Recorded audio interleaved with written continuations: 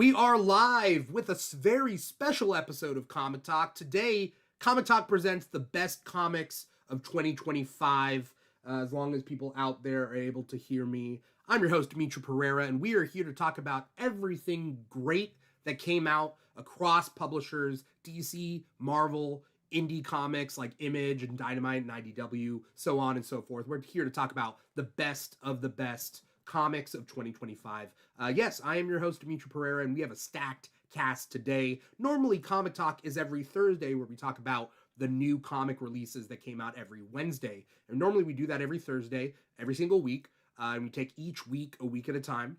And this time we're taking a whole year's worth of comics, including audience votes, which we put out to the public, and the audience voted. So not only will we get our first ever, technically, Comic Talk Audience Vote 2025 awards, we're also going to give our professional / semi-professional opinions about what we would have picked for those categories. Maybe they, are in tandem with what we would have picked. Maybe we agree with it, maybe we don't, but who knows? These are all opinion-based, but luckily, I've brought on some really hardcore comic book readers.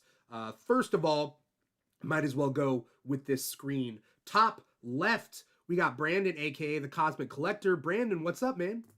Yahoo! You are dressed very formally. Thank you for dressing up. It's what I wear to all of my functions. What's his name in Mario Odyssey? It's like Cappy, or is it Cappy? Is it? I'm a poser. I don't play Mario at all. Oh, I didn't mean to quiz you. I'm not gatekeeping Mario. I'm just. Either way, poser or not, I'm glad to have you. Yeah, great to be here.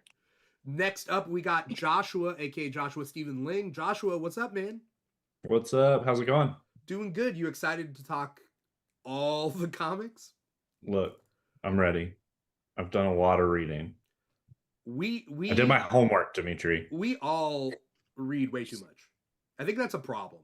Let's turn this into something productive, like a show. But we read way too many comics. Here we are. Yeah. We also got, coming at us from Switzerland, we got Deanna Kinney, aka Deanna Kinney. Deanna, you also are dressed very formally with your of course, strawberry hat. Thank you. It's actually Barryana today. Is it Barryana? All right, the artist formerly known as Deanna Kinney. Okay, Barryana. We'll go with that. Thanks for coming on the show.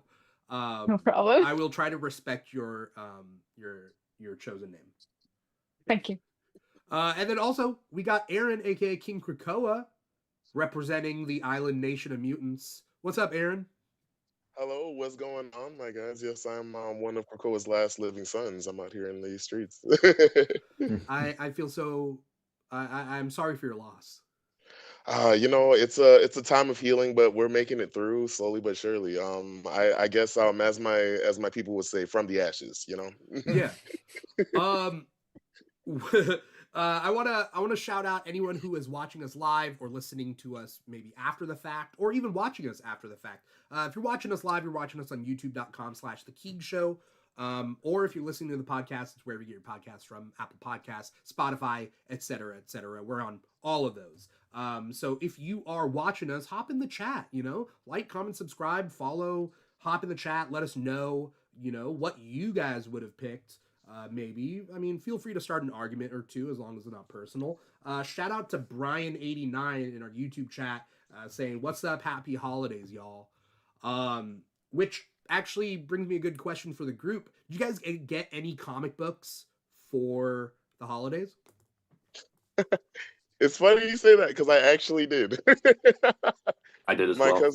My cousin got me a Green Lantern one with specifically Jon Stewart on the cover because she knows that that's one of my favorite superheroes. And I didn't even care which one. I was like, okay, I'm with it. Goated, he's the best Green Lantern. Yeah. Right? What'd you guys get? I got an Ollie's mystery pack, the ones that come with the 50 comics for $25, which was pretty cool. Nice. Yeah, it's just a bunch of random single issues. Got a lot of cool Marvel stuff. Okay. That's awesome. Yeah. My dad got me my first graded book. I don't really do graded stuff, but he got me Wolverine 17 with the John Byrne cover. Super sick. Classic. All right. 9.8. So Solid. Nice. Yeah. so pretty exciting. Okay. I don't collect like slabs, but like I know it's a whole thing. Do you guys, I mean, obviously we all read, but like you guys collect? Oh, I collect. I mean, his name is the Cosmic Collector. What do you mean? Yeah, gotta collect everything in Yeah. the cosmos. It's not the Cosmic Reader. Yeah. I do a Okay. little bit of both, I think. Yeah, I have I'm a little bit of specific a mixture. runs I'm That. like trying to get fully finished, but I'm Mhm. not like out here going nuts over Like on a stuff, I hunt think. for it. Yeah, Yeah. I like Yeah, like I'm not checking forums and seeing when this like latest issue is coming out, or like, like, don't get me wrong, I love me a good edition. Like I've got me a few like I've had a few steals like that haven't even that I didn't realize was a steal until I got it. But like it's only like, yeah, it's like you said, specific things that I have to like want for me to get it. yeah. I just I kind of try picked to up. only collect what I read already and really, really Mhm. like and see myself rereading, or if I can get it really cheap and secondhand. That Mhm. that Yep. eBay is my best friend. Yeah. Yeah. And always. we have like the Swiss equivalent, Ricardo. It's That's called where I what? get everything. Ricardo. What is Oh, it called? Ooh. Ricardo. It's a name. Ricardo. oh, Ricardo. Yes. Heck yeah. Nice. That's like your local comic shop? No, it's only like a secondhand platform, like Depop. Just like the Swiss equivalent to eBay, I would say. Oh, okay. Nice. So like, I mean, everybody out there, I mean, we constantly shout out comicshoplocator.com to find a comic shop near you. But I guess as I'm stalling, as I'm creating images for this thing, what are other places that you guys get your comics from? Because yeah, I would during the pandemic specifically, I would get cheap used library comics, like when the library would like get rid of them or cycle them out, and they would go on eBay on this outlet store, and I would just like get a bunch there and then peel off the library stickers, and like now I got like more comics for my shelves. Is that something like you guys would do? I wish I knew they did that because I would definitely do that. I need can, to Yeah, I've uh, got a be few. looking for that. I can put y'all on. If you go to Amazon and scroll down to the used, you could find like trades for like $3 with like free shipping. And then it's all done through this place, this like second place thing called Thrift Books, which also has a website. And basically they just sell like old trades for like $3 to $5. Just always get the good or the very good quality wise. If you go below, then they'll have like marks and rips, but usually they're just old library books that get like donated and then they pick up and then they resell them. And you can just peel those stickers right off and it's like a brand new trade for like $3. That's sick. Yeah, people always ask me how I have so many trades, and like I must have spent like a whole bunch of money, and it's really I got a lot of them for like $2 to $3 because of websites like that. Yeah. That's classic. That's The so World good. of Books is also really good. What is it? World of Books. World of Books. Yeah. Yeah, they And also Better have a World bunch Book. of yeah, Yeah. they have a bunch of secondhand books, and you can just get them cheaper. As always, pick a good quality. Yeah. Yeah. Aaron's Yeah, writing I've got a down notes. I got a really good used Literally. bookstore at my near me that does like they just have a ton of trades. And they also do single issues, but single issues are priced a little funky. But the Second in trades Charles they get is a good one too. okay. What is I it? don't know if y'all have a Second in Charles near you. I It's have a basic- second in Charles. Okay, it's Yeah, basically same thing, discount trades and single It's issues and stuff like that. yeah. That's awesome. I recommend that for anybody who likes a good bookstore. It has everything that you need. Like I got like that comic store, that section is stacked. Like Oh I my used to God, I found a go. Green Arrow Omni, $160 Oh, retail. They had it yes. listed brand new, $50. Yes, exactly. Like I found a few What? steals in there. Like I found a few like trades in there that I'm like that usually like are like $20, $30, and I found one for like $10, $15. I'm like, oh yeah, this is my place. I used to go there like there used to be a Second and Charles where I used to work, and it's like literally right up the street. It used to be a problem every like lunch break, or especially on my like on my like day I get paid. It was an issue. It was a big problem. I feel like you could spend your money in worse ways. Yeah. Right. Very true. I also go to InStock Trades or cheapgraphicnovels.com. Yeah, those are good ones And too. I compare the two of those to see, like, because on a specific book, they might have a different markdown, but they both have pretty big markdowns. So shout out to them. I wanted them to get into contact and sponsor Comic Talk because I think it would do them both some good. But, we'll see. Who knows what 2026 will hold? Who knows? Look, I would say, who knows what the new year comes? Since we're all dressed up very formally, as we are, for people listening to the podcast, we are in full tuxes, ball gowns, but for people watching, don't spoil it for them. So for this year, we've done the best comics sort of episode before, but we haven't done it so formally and so officially. And now this year we did a big old audience submission round, and then we did an audience voting round. And so we do have audience picks for all these categories that we created, like best ongoing series, best new series, best limited series, best event for different companies. We also had categories like best absolute DC series, best ultimate Marvel series, so on and so forth. And so we're going to tell you guys what the audience vote was, and then we'll talk about what, how that went down and whether we agree or disagree, or it's all opinion based, no one's yucking anyone's yums. There's going to be more yums than yucks in this episode. Shout out to Miss Marauder saying you all look fabulous. Thank you. Because Miss Marauder is watching us live and can see all the tuxes and the ball gowns and everything they were wearing. Brian89 says the top hat really completes the look. Yes, thank you. We went all out for y'all. We try. So a glam and a glitz. That's what we bring. People are like, oh, comic book geeks. They don't know how to dress up. They don't know how to look good. But we are proving them wrong. Right. Let's kick this off. We asked the audience to vote for the best ongoing DC series. And sure, there are a bunch of different options for the nominations.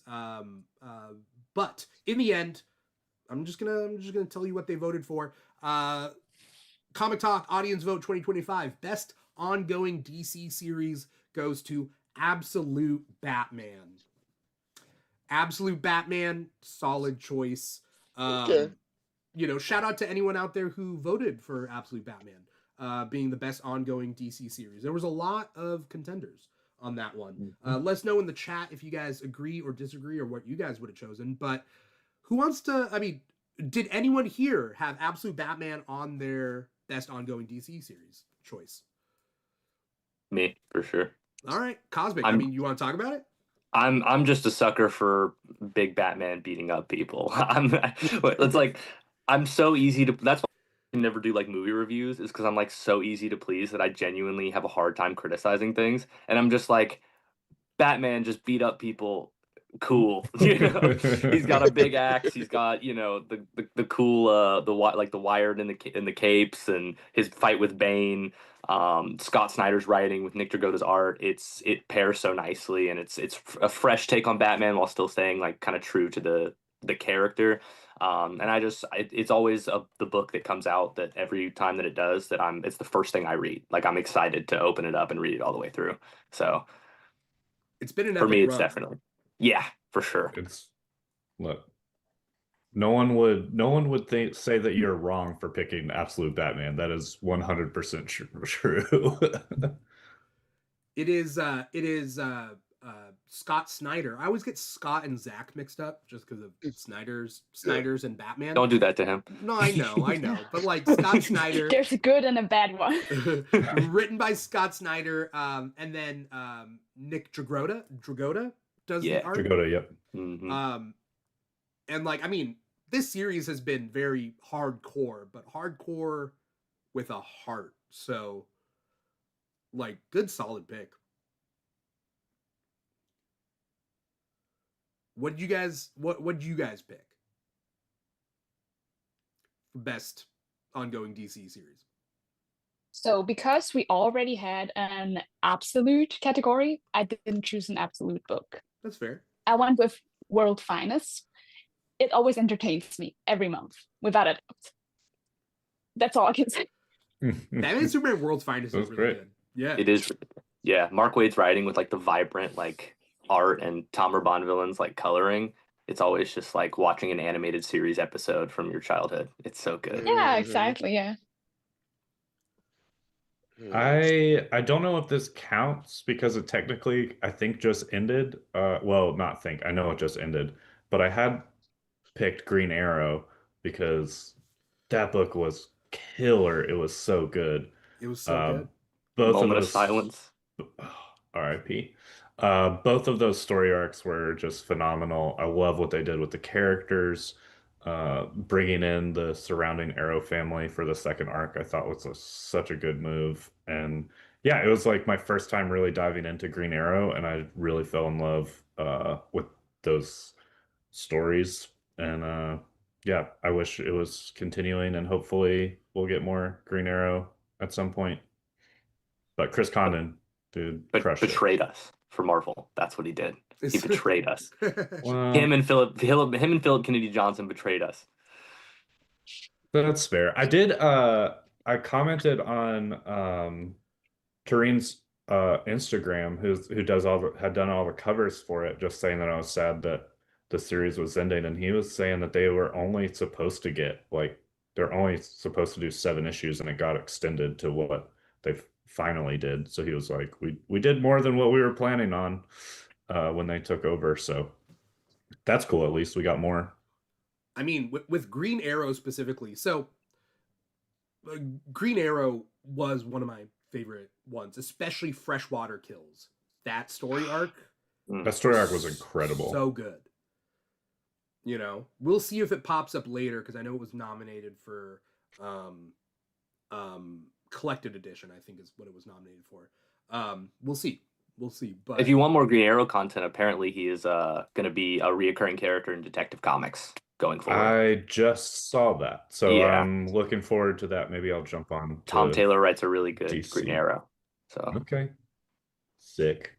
Okay. You guys want to move on then to best ongoing Marvel? For sure. All right. We'll see. Comic Talk Audience Vote 2025 best ongoing Marvel series goes to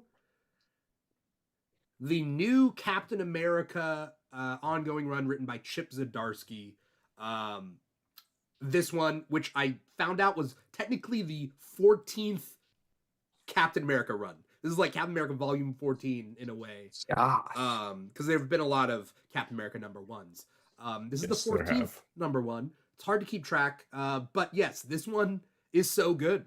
And honestly, is my best ongoing Marvel series. I can't talk about this enough.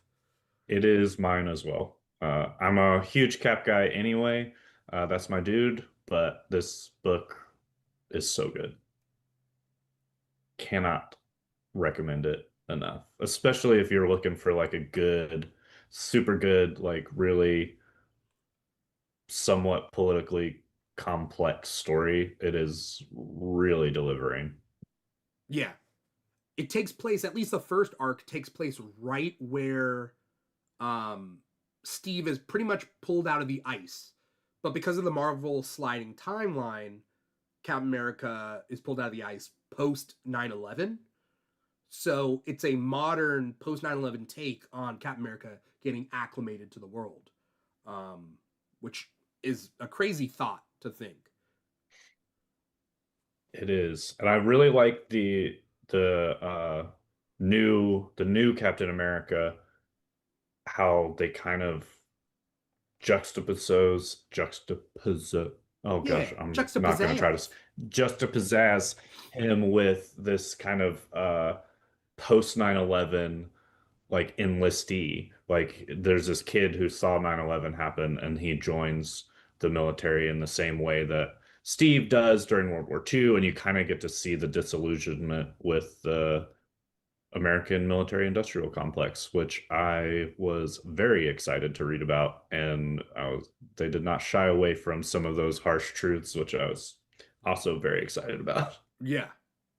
I mean, Chip's doing some really good work on it.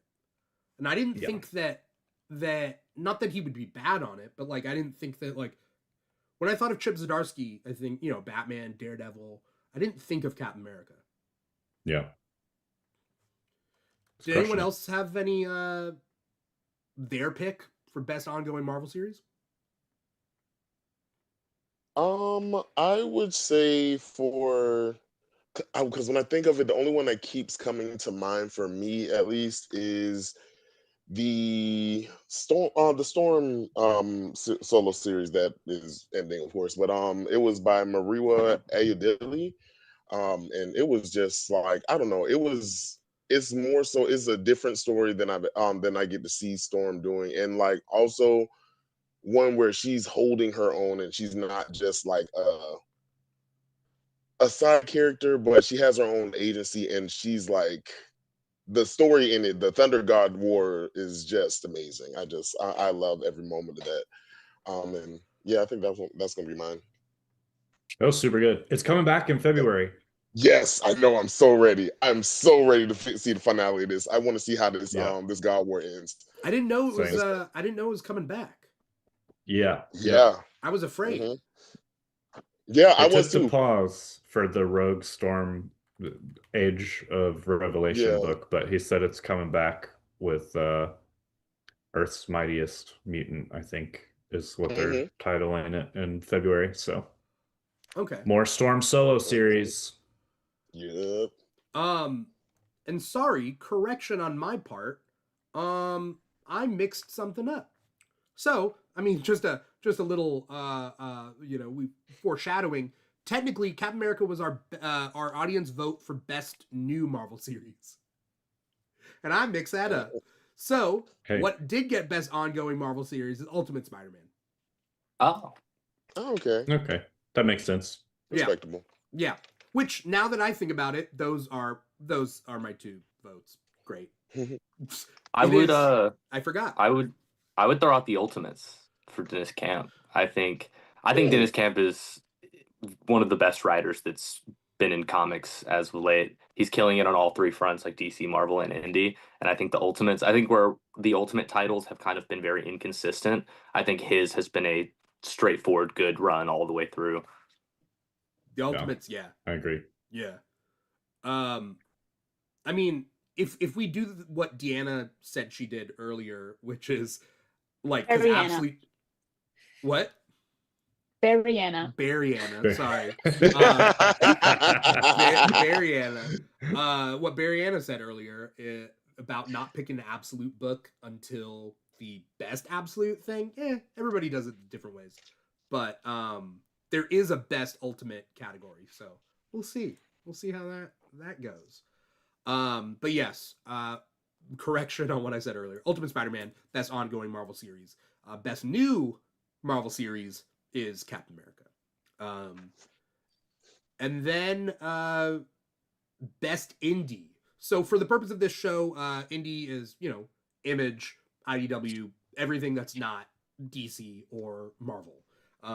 Whether you want to split hairs on what means to be an indie comic company, sure, we can split hairs. But for the purpose of categorization, it's hard enough as is. I'm mixing things up. So, you know, best indie ongoing series goes to Transformers from Image Comics by way of Skybound.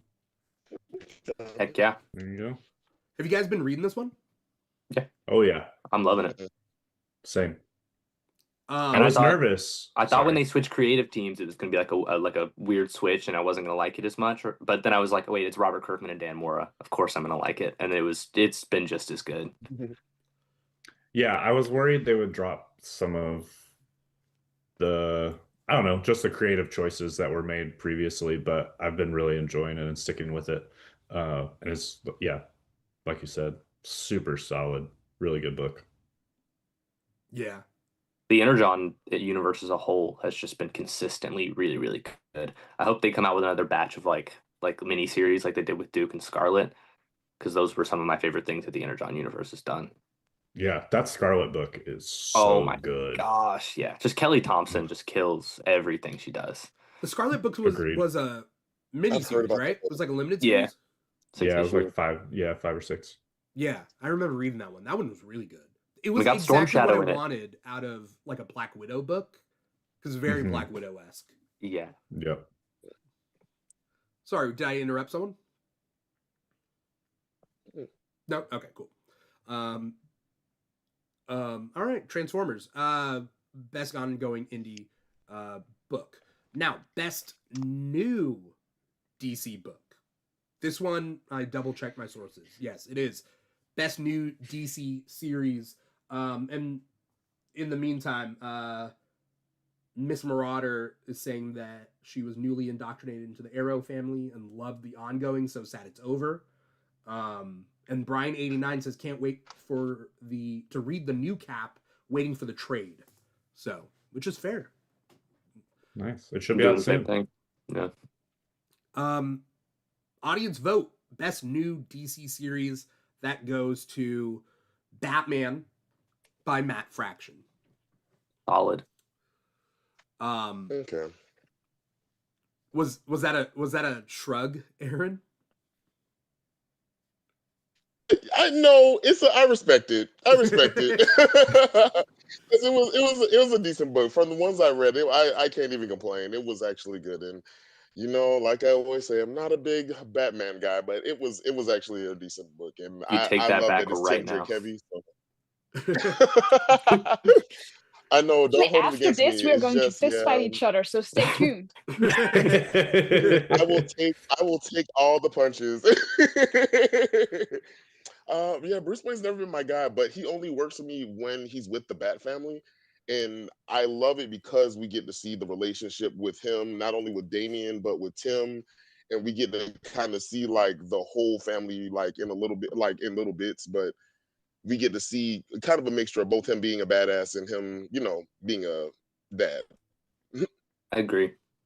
And it takes one of the things that I love so much about Paul Dini's Batman run, and like it's like got the episodic nature of every single issue kind of being its own thing, like a random, like Yes. someone could pick up a random issue and be like, oh, I Yes. understand what's going on, but it's still like an overarching story, That's and that exactly what makes it happened. really I picked up engaging. That's it. I picked up like a random issue and it was just like, oh, this is actually kind of good. And like, and like I said, I'm always, Tim Drake's my favorite Robin. So it was always like, the best one. But it like, and even the art in it, it makes you feel like you're watching an episode, and like, it's so good. Jorge Jimenez's art, and then just the way they highlight the different gadgets. Yes. Like we always know that Batman uses the gadgets, but we never know which one. So it's really cool to see them highlight what he's using to Right. get out of these situations. And yeah, I really like Matt Fraction's run a lot. Yeah. It's a lot been like a really video enjoying game in a way. Agreed. Like Yeah. seeing the gadget pop up, and it's done in a very like graphically succinct way where it doesn't take up too much space, but it's still like Mhm. part of your like heads up display. You know what I Yeah. mean? Right. Yeah. Um, That's a great way to describe it. what? Which way? I said a lot, so I don't know what you're talking Well, everything that you just said was like the perfect way to describe what seeing those images pop up of the gadgets it feels like. Yeah. It's like, oh, cool. I'm going through my belt for this thing. Yeah. Right. Yeah. It's super cool. If we're including Absolutes in the best new series, I definitely would put Absolute Martian Manhunter over Batman. I think that's the only thing I'd probably put over. Wow. Yeah. That is I mean, a I love take. Batman's my guy. But Absolute Martian Manhunter is one of the most creative things DC's done in a very Okay. long time. And I will give you that. I'm a Dennis I will Camp give Glazer till I die. See, You I are. liked it. It's just, I don't know. I think it's, and you know what's crazy? Because these are usually the books that get me. But Martian Manhunter, Absolute Martian Manhunter, it's like, the art is so abstract, and I love the way that they're like depicting him, like, and not knowing what he is really.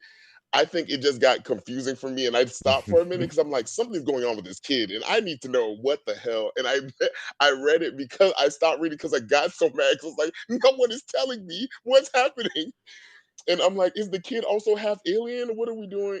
So like, okay, is he gonna figure out what's happening within like the first like? Does he know what's going on now?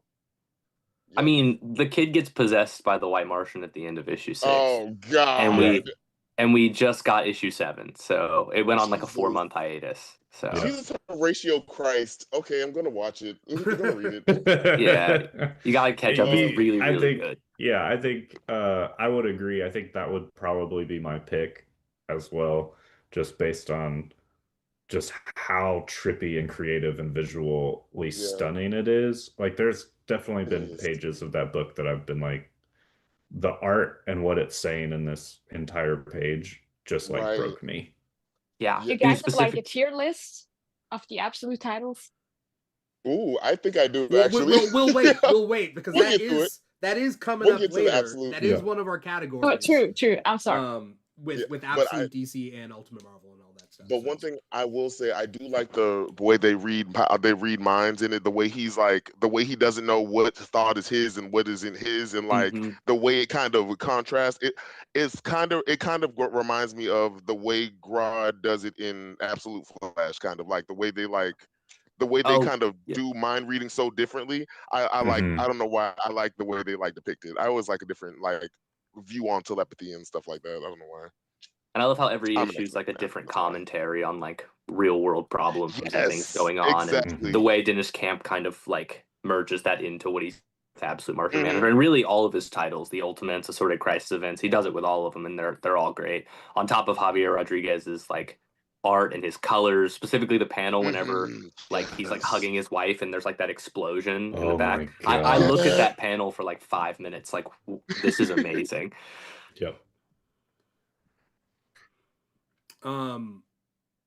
What were we on? We were on Peak. Best new. Best new series. Best new New DC series. series. DC, Like I said earlier, and we don't need to go over it again, but I mean, it is a great series. Officially, I want to put that up. Captain America Best New Marvel Series. Messed that up earlier. So after that, though, Best New Indie Series from our audience vote. Best New Indie Series goes to Exquisite Corpses from Image Comics. Okay. Solid. Yeah. From what I hear, everybody loves that fucking book. I keep James wanting to read Tynion it, but I feel rarely like I'm misses. too late. Yeah. I want to read it, but I feel like I'm too late. You're not too late. I don't It's only think 8 so. issues in, man. Yeah, you could catch You up. got that. That's Really easy. good. Okay, I might give it a shot. I'll let you guys know, like I did when I first read the Absolute Universe, and I couldn't stop gushing over it. Is this what you guys would have picked for Best New Indie Series? No, I think you already know No. mine. I'm just gonna go and say mine. The one indie comic that I've been reading faithfully this year is gonna be Bitchcraft. But the why? It was a great ongoing series. I think it was a limited series though, but no, it was still a decent book though. It had queer magic, black. It was amazing. It was, and like the story in it, it was also captivating. I haven't read the last issue yet, but it told a really like good, compelling story. What was the publisher on Bitchcraft? Dark Horse, I think. Yeah. Okay. You guys have picks? Yeah, I would have loved if Everything Dead and Dying would have won. Yes. It's not my I number just one, but I just have it recently over. got into it, and it just blew me away. It's so good.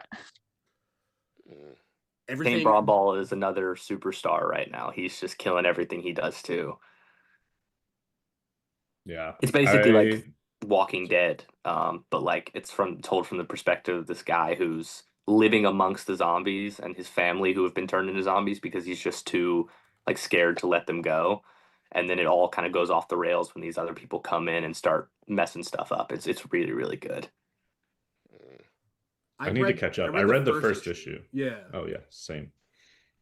Yeah. Thanks. Oh, sorry. Who wants to go?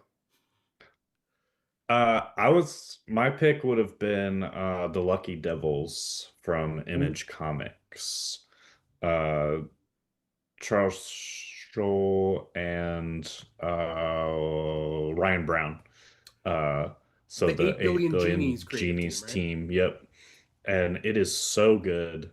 It's just been a really great series. Basically, these two demons are trying to upset the hierarchy structure of hell by convincing their assigned humans to be good.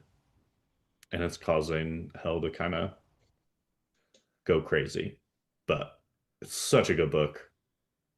I dropped it after issue 1, but I'm convinced I really need to go pick it back up. I had to drop a book, and I was like, it's this, Look. or I don't remember what other. I think it was Exquisite Corpses or something like that. And I was like, I gotta go with James Tynion, and I dropped it. But that does sound really good. That makes sense. The good thing is, they're only on. Well, okay, it's good and kind of sad. They're only on issue number 5 because they took a long break. Because Ryan Brown had a stroke, and so he couldn't draw for a long time. Oh. And so now they're on a every other month schedule as he's kind of had to slow down his pace. So, but it's an incredible book. I really love it. So perfect time to catch up. I'm gonna do it. I'm probably gonna pick up the trade. I'm a big trade guy, so just read it all the way through, especially with the That's ebook. smart. My pick would be that. assorted crisis events. I think it's an anthology, so it's not like a consistent story all the way through, but every single issue is just another like brilliant piece from, again, Dennis Camp. Specifically issue 7, the like temporal dementia issue, was my favorite single issue of the entire like year. I don't remember the last time I like shed a tear during a comic book, and that it was really, really good. He takes this concept of a universe where reality shifting temporal events is like a normal occurrence, these multiverse level events, and just puts it into the point of view of just everyday people living on this world. And it tells some really interesting stories, has some really interesting parallels to real life, like with the alternate Earth one and immigration. That one was intense. Yeah, it was so good. Yeah. What's the book called? It's called Assorted Crisis Events. Yeah, and it's just like it's I would say it's like Batman, but even more of like every single issue is its own thing. So you could pick up whatever issue you want, and you'll be good. Mm-hmm. Okay. Yeah, right. Incredible storytelling in that book. We're gonna move on to the category of best limited series, right? Best limited DC series. For this, again, it depends on how you want to break it down, but basically limited series, miniseries, that sort of thing. Things with a start and an end, so to speak. There were a lot of contenders for this one. Anyone who took the voting, did the voting, saw all the different choices there could have been for the audience vote. For DC, the audience vote for best limited DC series was Batman Dark Patterns. I'm gonna do a flip. Yes, that was my pick. Let's go. They chose correctly. I agree. I can do a cartwheel, but not a flip. Wait. I am on my bed. I took the camera off. I'm a bit scared. If you're gonna do are you actually gonna do a flip? There we go. All right. I'm glad I caught it. Can you just in post make my screen do a flip? Because I can't do that. Yeah. Keep Bariana stationary and rotate everything, all of us around her. Yeah,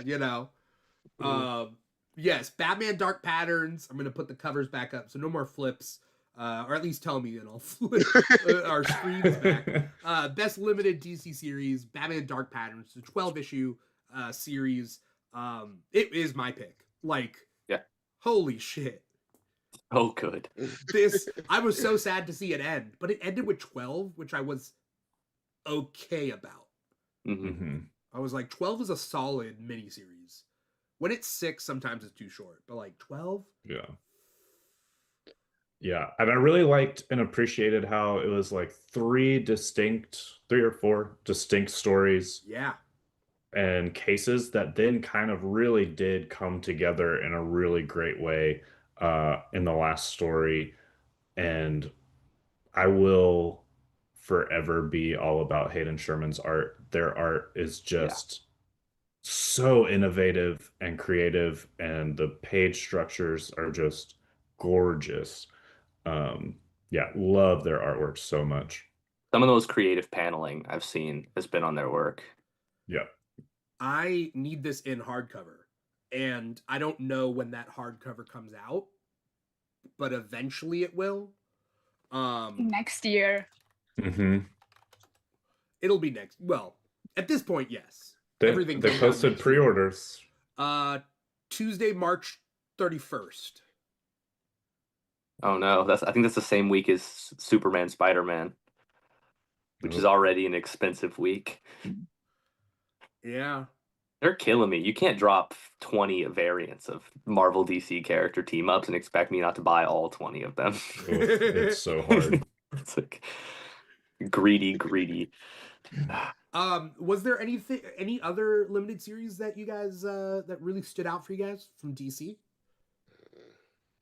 Next to Dark Patterns? Yeah. I mean, Dark Patterns for me was a very clear winner for me personally.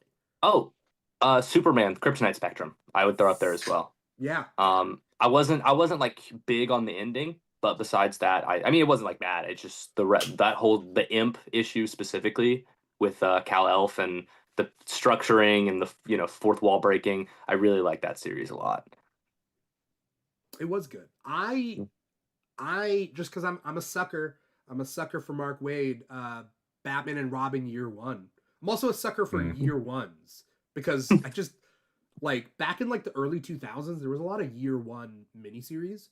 Obviously there was Batman Year One before that, but like JLA Year One came out, and then they were like, let's do Year Ones on so many heroes and stuff. And Batman and Robin Year One, if not for Dark Patterns, would have been my pick.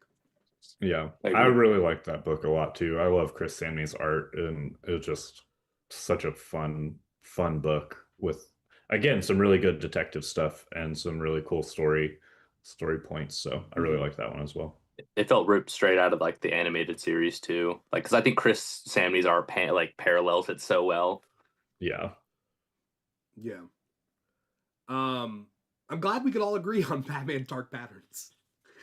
It's like very, very. You can do like a group cartwheel. Yeah, I'm okay. I'm too old for this. That's the part where you just turn the entire screen. Yeah. Everyone just go like this really quick so it looks like I just ate. All right, so here's the question. Next one. This one, well, no, I don't want to spoil anything. Marvel Best Limited Marvel Series. Audience vote goes to Daredevil Cold Day in Hell. I didn't read this one, but this one had been consistently popping up on people's nominations and obviously reflected in their votes. Didn't even know he had a limited series, but okay. Yeah, Daredevil Cold Day in Hell is kind of the Dark Knight Returns in a way, old man Matt sort of miniseries. Okay. And so a lot of people voted on this. I didn't read this one. I didn't either, but I heard it was really good. Yeah? I really liked it a lot. Yeah. I thought it was great. Steve McNiven's on the art, right? Yeah. Yeah. I saw some crazy covers for it. Busting that shit out of the park. It was insane. Just, yeah, such a good book. And it's like oversized. I mean, the price point was a little annoying for some folks, but it's an oversized issue, no ads, just like really good story, 3-issue story. Super fantastic. That would definitely be my favorite of the Marvel Limited series, I think, from what they put out this year. Yeah. It's Charles Soule, right? Mm-hmm. Okay. Yeah. I'll definitely have to pick it up. Usually if I see Charles Soule's name on something, I know it's usually going to be good. Yeah. It did some just really great stuff with kind of dealing with Matt, the Catholic guilt, and kind of just really telling a really interesting story with this dystopian future. Okay. Yeah. I mean, I don't want to badmouth another one, but there was another series. I think it came out this year. Did Spider-Man Reign 2 come out this year? I didn't read it. Yeah. I wasn't a fan of Reign 1, so Reign 2 was not nominated. So, no one had to worry about that. But I mean, there were other really good series that were nominated, like Vision and the Scarlet Witch. That was Respectable. Spider-Girl was nominated. Aliens versus Avengers by Jonathan Hickman. So Daredevil, Cold Day in Hell. Congrats to them. Yeah. I know that our Comic Talk Awards mean so much to the industry, so just glad you're we welcome. can be here. Of course. You're welcome. Did anyone else have a different pick for like a Marvel limited? No, there wasn't many limited series that caught my eye this year. I can't really complain because I haven't read that much, to be honest. That's fair. Okay. So then on the final one of our best limited series, we got our best limited indie series. And that goes to, from IDW Publishing, Beneath the Trees Where Nobody Sees, Rite of Spring. Yes. Shout out Patrick Horvath. I haven't read love this one. series. I mean, you want to talk about it? Yeah, no, I mean, the first one is one of my favorite, like, horror. If you count it as horror, I mean, it's one of my favorite indie comics of all time. And then usually when they do a sequel for something that hits so well, it just doesn't hit the same. And it's doing exactly what the first one did. And it keeps me captivated with every issue. I can't wait for the next one to come out. It's basically just Dexter meets Zootopia is my best way to describ it. What? Yeah. When I talked to Patrick Horvath at Comic-Con, he was more like, well, it's more like Daniel Tiger. I was like, fair enough.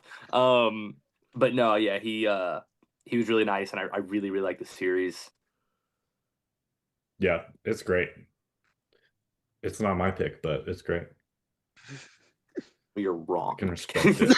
I can respect it. I respect it a lot. I respect the pick a lot. Like I said, stay tuned in. We are going to fight. Yeah. Right. It's only a matter of time. No, we're gonna fight. Krakoa's gonna read a Batman comic. Yeah. Maybe, possibly, if threatened under death. We'll see. Did you guys have other picks for best limited indie series?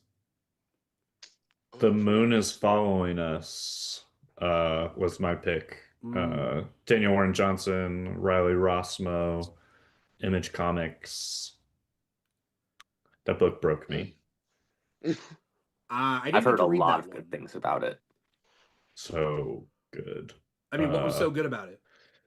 So basically, the premise is these two parents are trying to save their daughter in this kind of like fantasy world with lots of monsters. And spoiler for the end of issue 1, turns out their daughter's in a coma and they're in her dream world and she can't wake up, so they're trying to wake her up. But deals with just a ton of really great stuff, generational trauma, how we think we're protecting people from our issues, but we just need to talk about them. Plus, just no holds barred action, like almost the entire 10 issues. But there's so much heart in it, just like with everything Daniel Warren Johnson writes. Super good. Plus, Daniel and Riley Rossmo doing the art in the book was such a great touch. Because Riley does the Dream World stuff, and Okay, that's what I thought. Yeah, Daniel does the real world stuff.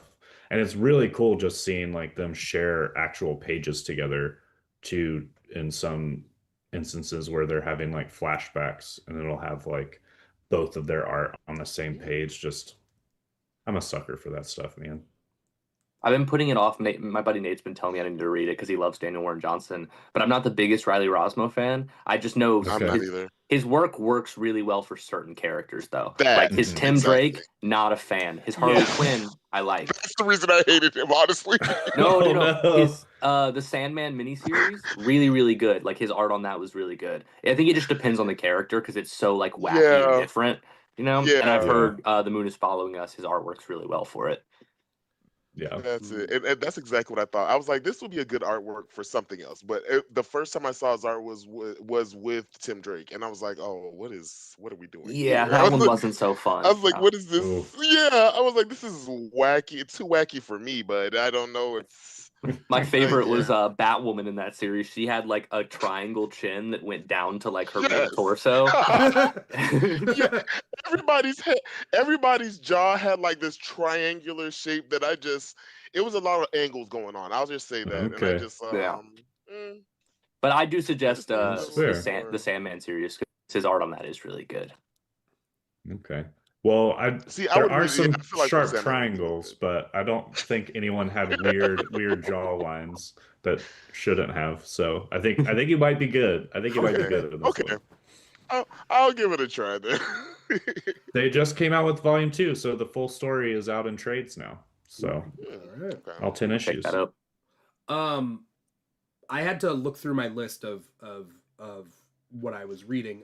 Bug Wars might have been my best, like my favorite limited series. I was so excited for every single issue of Bug Wars, which is really, it's just isn't there, there's a Japanese word, right? For, is it isekai, where you get transported to another world? It's like Alice in Wonderland, but like there's a lot of like anime or manga that has to do with it, right? So like Bug Wars is very much like that, where this kid shrinks down and there's this fantasy, almost swords and sorcery, sword and sandal, Conan the Barbarian version of bugs, and like the different creatures and kingdoms of each bug and their almost humanoid counterparts. And like there's like all these crazy things. And like I thought it was really like unique, but at the same time borrowing from things that we know and love already. And so it was that like perfect mix. I forget who wrote it, but Jason Aaron. Jason Aaron did a great job. Yeah, really Comics. good. Did you guys read that? I'm so excited. I'm so excited for the Woods arc that's coming next. What do they at the final part, I forget what animals. It's like raccoons and stuff? I think like, squirrels. Like squirrels, yeah. That's what it was. Yeah. It was like, okay, there's the bug so kingdoms good. in the yard, but in the forest there's other kingdoms. It's like Ant Bully meets Game of Thrones, and it's crazy, and I love it. Yeah. It's so good. And how the spiders are like the witches, and the magic beings, and then like the beetles are like your like berserker warriors, and it's really, really cool. I like it. Yeah. And it's also has weird sex things too. Like it's adult. It's not a kid's thing. There's a lot of gore, and then there's random naked bug ladies. So there is random orgies, bug ant orgies. Yeah. Bug orgies is crazy. And I hate to say I want to read it just to see what the concept is, but it just makes you why would bug people have nipples? Right. Why wouldn't they? Because I mean, do bug babies drink milk? No, they don't. Do bugs produce milk? I don't know. Bears do. Yeah, because they're like humanoid bug people. Though. Yeah, they're not like. They're not like. But also they're not, because when humans see them, they look like normal bugs. But when they shrink down, they're actually humanoid. So my understanding of the book was they can't see the humanoid people. They can only see the bugs, and the humanoid people are sort of invisible. Is that what it is? That's Maybe you're my understanding of like what it was. I know Some there's plot something holes. because there's also they do have like so like the beetle people ride beetles. Yeah. And the ant people like still have regular looking ants. But you, that if they you looked at it have from a orgies normal with. human perspective, you wouldn't see a beetle riding on top of a beetle. You're right. Yeah. Right. So It's unless like you a Thanksgiving looked episode at Rick one and of Morty. the orgies, then you would see. Yeah. Yeah. Yeah. It's like when Rick and Morty turned into turkeys. The turkey episode. Yes. Shout out to Brian89. Brian89 says, asking the hard questions. Yes. Yeah. Yeah. These are the hard What we do. Yeah. questions. Why You know. do the bugs in Bug Wars have nipples? Why? Find out next time on the Produce show. So we'll move on to the next category, which is very specific to DC. And for this, there's a finite amount of choices they could have picked. But we're gonna see what the audience vote was for the best DC event. And so technically, what I categorized as event kind of, is loose. Some of them were miniseries, but like whatever. Anyway, obviously our choices were DC KO. Mm-hmm. There was also the We Are Yesterday small mini crossover event, the new history of the DC universe. Event is like a state of mind, there's no real definition of this. It's a vibe. DC X Sonic the Hedgehog, which I thought was really good. And then I can't say it with a straight face. Batman Hush 2. So did that one get one vote? I don't think so. Okay. If it did, I might have lost faith love in Batman hate in that everything. series. Look, I'm trying to be impartial, but it's really that is making it hard. Anybody who I know who loves Batman has said that is not a good like I see the same reaction over everyone about House 2, and I'm like, is it that bad, guys? It's so dumb because we didn't need a Hush 2. We already got Hush 2 and 3. This would have been Hush 4, technically. There were other Hush storylines that like did things. Yeah. But Paul Dini did them way better. Yeah, I don't know if anyone industry is watching this, so I'm gonna I'll be nice. Maybe now Jim Lee, wasn't I the love your time. art. Maybe now wasn't the time for Batman Hush. Yeah. I love what you tried to do there. I saw the vision. Yeah. And I do think Jim Lee makes it just readable enough. Yeah. His art's beautiful. I love Jim Lee. It's like, if you're, you have a significant other that wants to get married, and it's like, look, I'm not saying we shouldn't get married. I'm just saying maybe now's not the time. The worst part is they said they're already doing like a 3 and a 4 and a 5, and they're just gonna do them.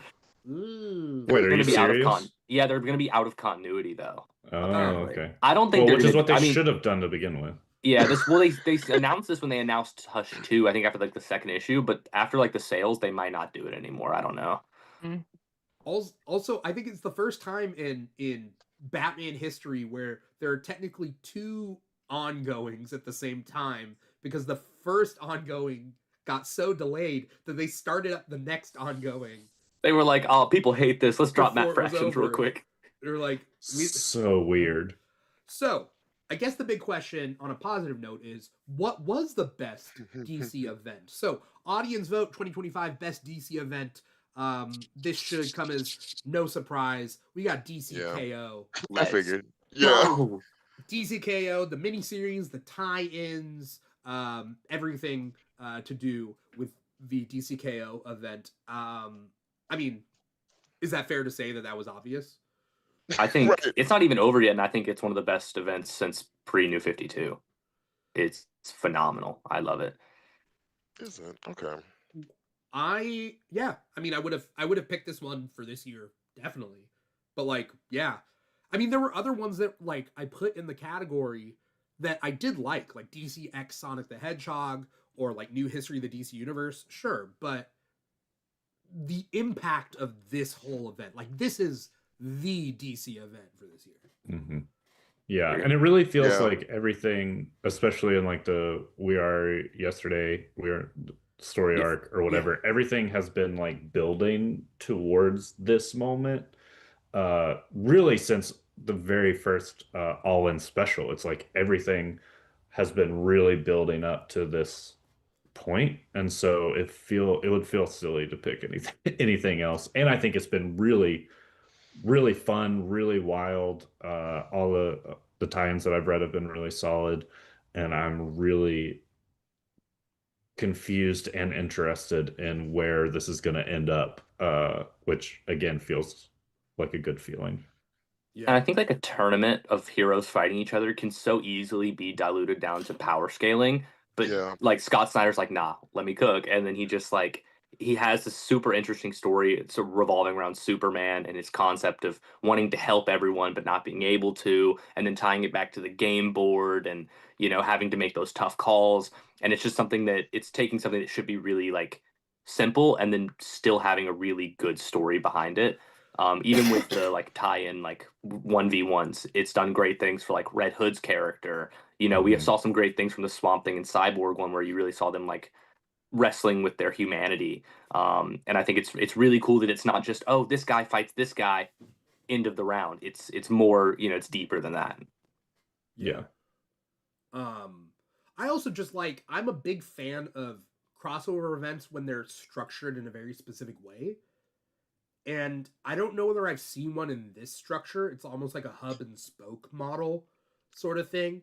Like you have the DCKO event, and it's just running itself 1, 2, 3, essentially, right? Then there's the all fight month, but that's like another round. But then you have each series not even tying in with the tournament, but tying in with the ramifications of the tournament. So like the Titan series very specifically is about evacuating Earth. Mm-hmm. That's what the Titan series is about. The Flash series is about Impulse going back in time and trying to create Impulse Point, right? Superman has to do with Superboy Prime, Lois Lane, The Fortress of Solitude, that kind of stuff leading up into that. So like every side series does not even like sometimes doesn't even have their like star character because they're in the tournament, but they're off doing their own thing. Justice League Unlimited is off in hell, which has been really cool. Yeah, it's heart wrenching though. Seeing Oh my god, characters when die. Dude, Alan, with the Oof. wooden spikes came through him, and I was like, oh my And boy, Green Lantern. Yeah, and it's gory too. Yeah. Alan's dead. Aaron, are you not keeping up? Oh, just Kingdom Come, Alan Scott. We're good. Yeah, We're good. Kingdom Come, Alan Scott. That still hurts my heart, but that's the first Alan Scott I actually fell in love with. Yeah. It also the idea that like Guy Gardner, he does something like in his last like 2 words. One is just like talking about boob windows with Power Girl, but then the next part is kind of sad where he's like, I got nothing else to live for, and then he gets ripped apart. Like it's this dichotomy of Guy Gardner where it's like, oh, you're an asshole, but I do feel bad for you. You know? But yes, DCKO has been shockingly good. And we could do a whole other episode on like DCKO stuff. So congrats to DCKO for pulling it off, really. Plus the crossover stuff that we're getting soon with like the other IPs. Yeah. Scorpion. I have no idea what to expect. Sam from Beneath the Trees, Homelander. Yeah. Wild stuff. Yeah. Marvel events were a little bit different. Obviously Marvel does their own thing. Events are a little bit different over there. The events that are kind of the Marvel events, the options that we had to pick from: X-Men Age of Revelation, Imperial, Godzilla versus Marvel, which is not just the series, but there was like a bunch of one-shots that also tied in with that. The One World Under Doom. Then there was X-Manhunt, which took place in X-Men comics. Then there was the Giant Size X-Men series of one-shots that had Kamala Khan going through time. Then there was Marvel Knights, The World to Come, and its subsequent spin-offs and whatnot. And then there was the Predator versus Marvel series, collection of series, because there's Spider-Man versus Predator and all that stuff. So there's a lot to choose from Marvel, and it was less of an obvious choice on that end. But audience vote for best Marvel event goes to I forgot what it is. Imperial. Okay. I did not expect that, but all right, respectable. That was mine. Let's go. Question: as an X-Men fan, I've heard like Age of Revelation like sucks. Like everyone hates it. Is that okay? So yes. Okay, so it. I don't read. For some, yes. Like this is the thing. Like I personally don't hate it. I don't like. I see. I'm like you when it comes to like certain comic stuff. Like when it comes, like when you said with movies, like I'm not that hard to please. I'm also that way, especially like if I'm like starved for like X-Men content. I don't care what it is. If it's a mutant in it, just give me it and tap it into my veins. I'm good. But like I don't know why I love me a religious zealot plot for some reason. I do not know what it is, and I love when a villain is someone that you least expected the main villain to be. And the fact of making Cypher the heir appearance to Apocalypse and being like having this like over like this power up, there are moments where I'm like, okay, like don't get me wrong, through this whole I like it, but don't get me wrong, through this whole thing, I'm like, you didn't have to do this. Like this is something that you could have easily just been like, let's just make this a mini series and like just call it a day. And we would have been fine with this being an alternate universe. But I feel like it's one of those things where they just like I feel like we talked about it one time last time I was on Comic Talk. We were like, I feel like you guys just needed an event, and you were like, hey, let's just throw this out there real quick. But for some of them, I'm not gonna lie, some stories do hold up. Like some stories are actually kind of good, especially the story where with Cyclops and Scott, the story they're telling with them Amazing kind of X-Men? doing a Days of Future Past. Yes. Them and even the Unbreakable X-Men, the story with Blind Gambit and the kids from Uncanny X-Men becoming adults. That story I feel like is the best one that gets the most results out of like coming from the ashes and like actually like seeing them grow up and like seeing the kids like be actually a part of the X-Men, not just disappearing once they like get to be like once they come up on the scene. And I think that's what made it so good. Like we actually get to see the results of what happens after these new characters come in, like especially with like the exceptional X-Men. Like we see like Emma and Kitty's kids like joining with the Unbreakable kids and like all the other kids from the other ones, like everybody kind of joining together. That's the one thing I think holds more results of it. Like we get to see the future of it all. Like Temper has a kid with Ransom. It's people ask me why I and haven't started like, reading X-Men yet. It's okay. I'm so confused. I don't think Age of Revelation's gonna matter much, and it's not. Yeah. I think there's I'm not little a big things. fan of it, and I am a huge X-Men fan, and like Aaron and I can talk for hours about X-Men, but like right.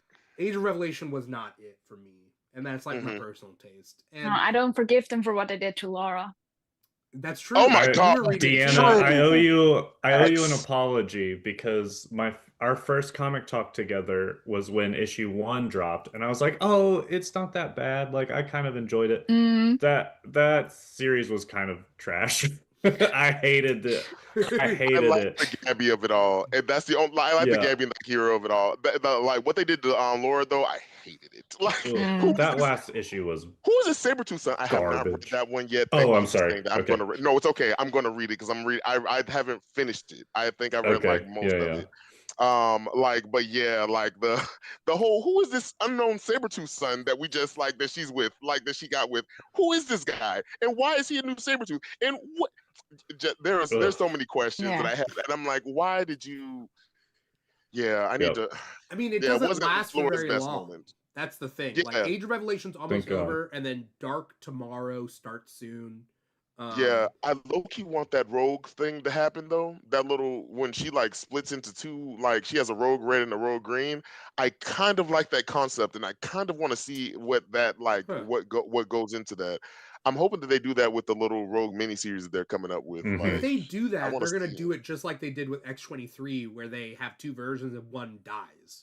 Like they're in order to like set it back to the status quo, they kill one. Like killed older Laura. I still forgive enough for that. I'm just praying that she's on Krakoa in the White Hot Room, just chilling somewhere, because it's unforgivable. Maybe She's the original. Quick before we move on, though, any thoughts about Imperial, which was the crossover that the audience? Yes. The audience voted for. No, I didn't read it. I liked it. I has it done yet? It was 4 issues, and now everything has kind of come out of that. So we got Planet She-Hulk. We have an upcoming Imperial Guardians book coming out. Mm-hmm. We have Nova Centurion. That's an ongoing. And the Black Panther Intergalactic. Black Panther. What happened to Xandra then? Because I cried on that one when she met her parents. I'm not gonna lie. I actively bitch cried when I read that. When I read that from both eyes, like her meeting her parents for the first time, it was just that hurt my heart. There's an Exiles book coming out that'll focus on them soon. Is it good? That'll come out of Imperial. Good. Oh, that's what it is. Exiles, not Imperial Guardians. Yeah. Well, Imperial Guardians is coming too. Oh, is it? Okay. All right. Yeah, Jeez, they're going to be working for Maximus. Okay. I really liked this book, especially just like getting us back into some good cosmic stuff. Yes. We get the Inhumans back doing Inhuman stuff.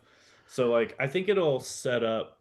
I really liked it. I thought it was a great story, and I think what I'm hopeful is that we can kind of get into some more cool, weird cosmic Marvel stuff that I haven't seen really as much good come from yet. So I'm excited. I've liked the Nova stuff that's come out of that too. So I think it'll be cool.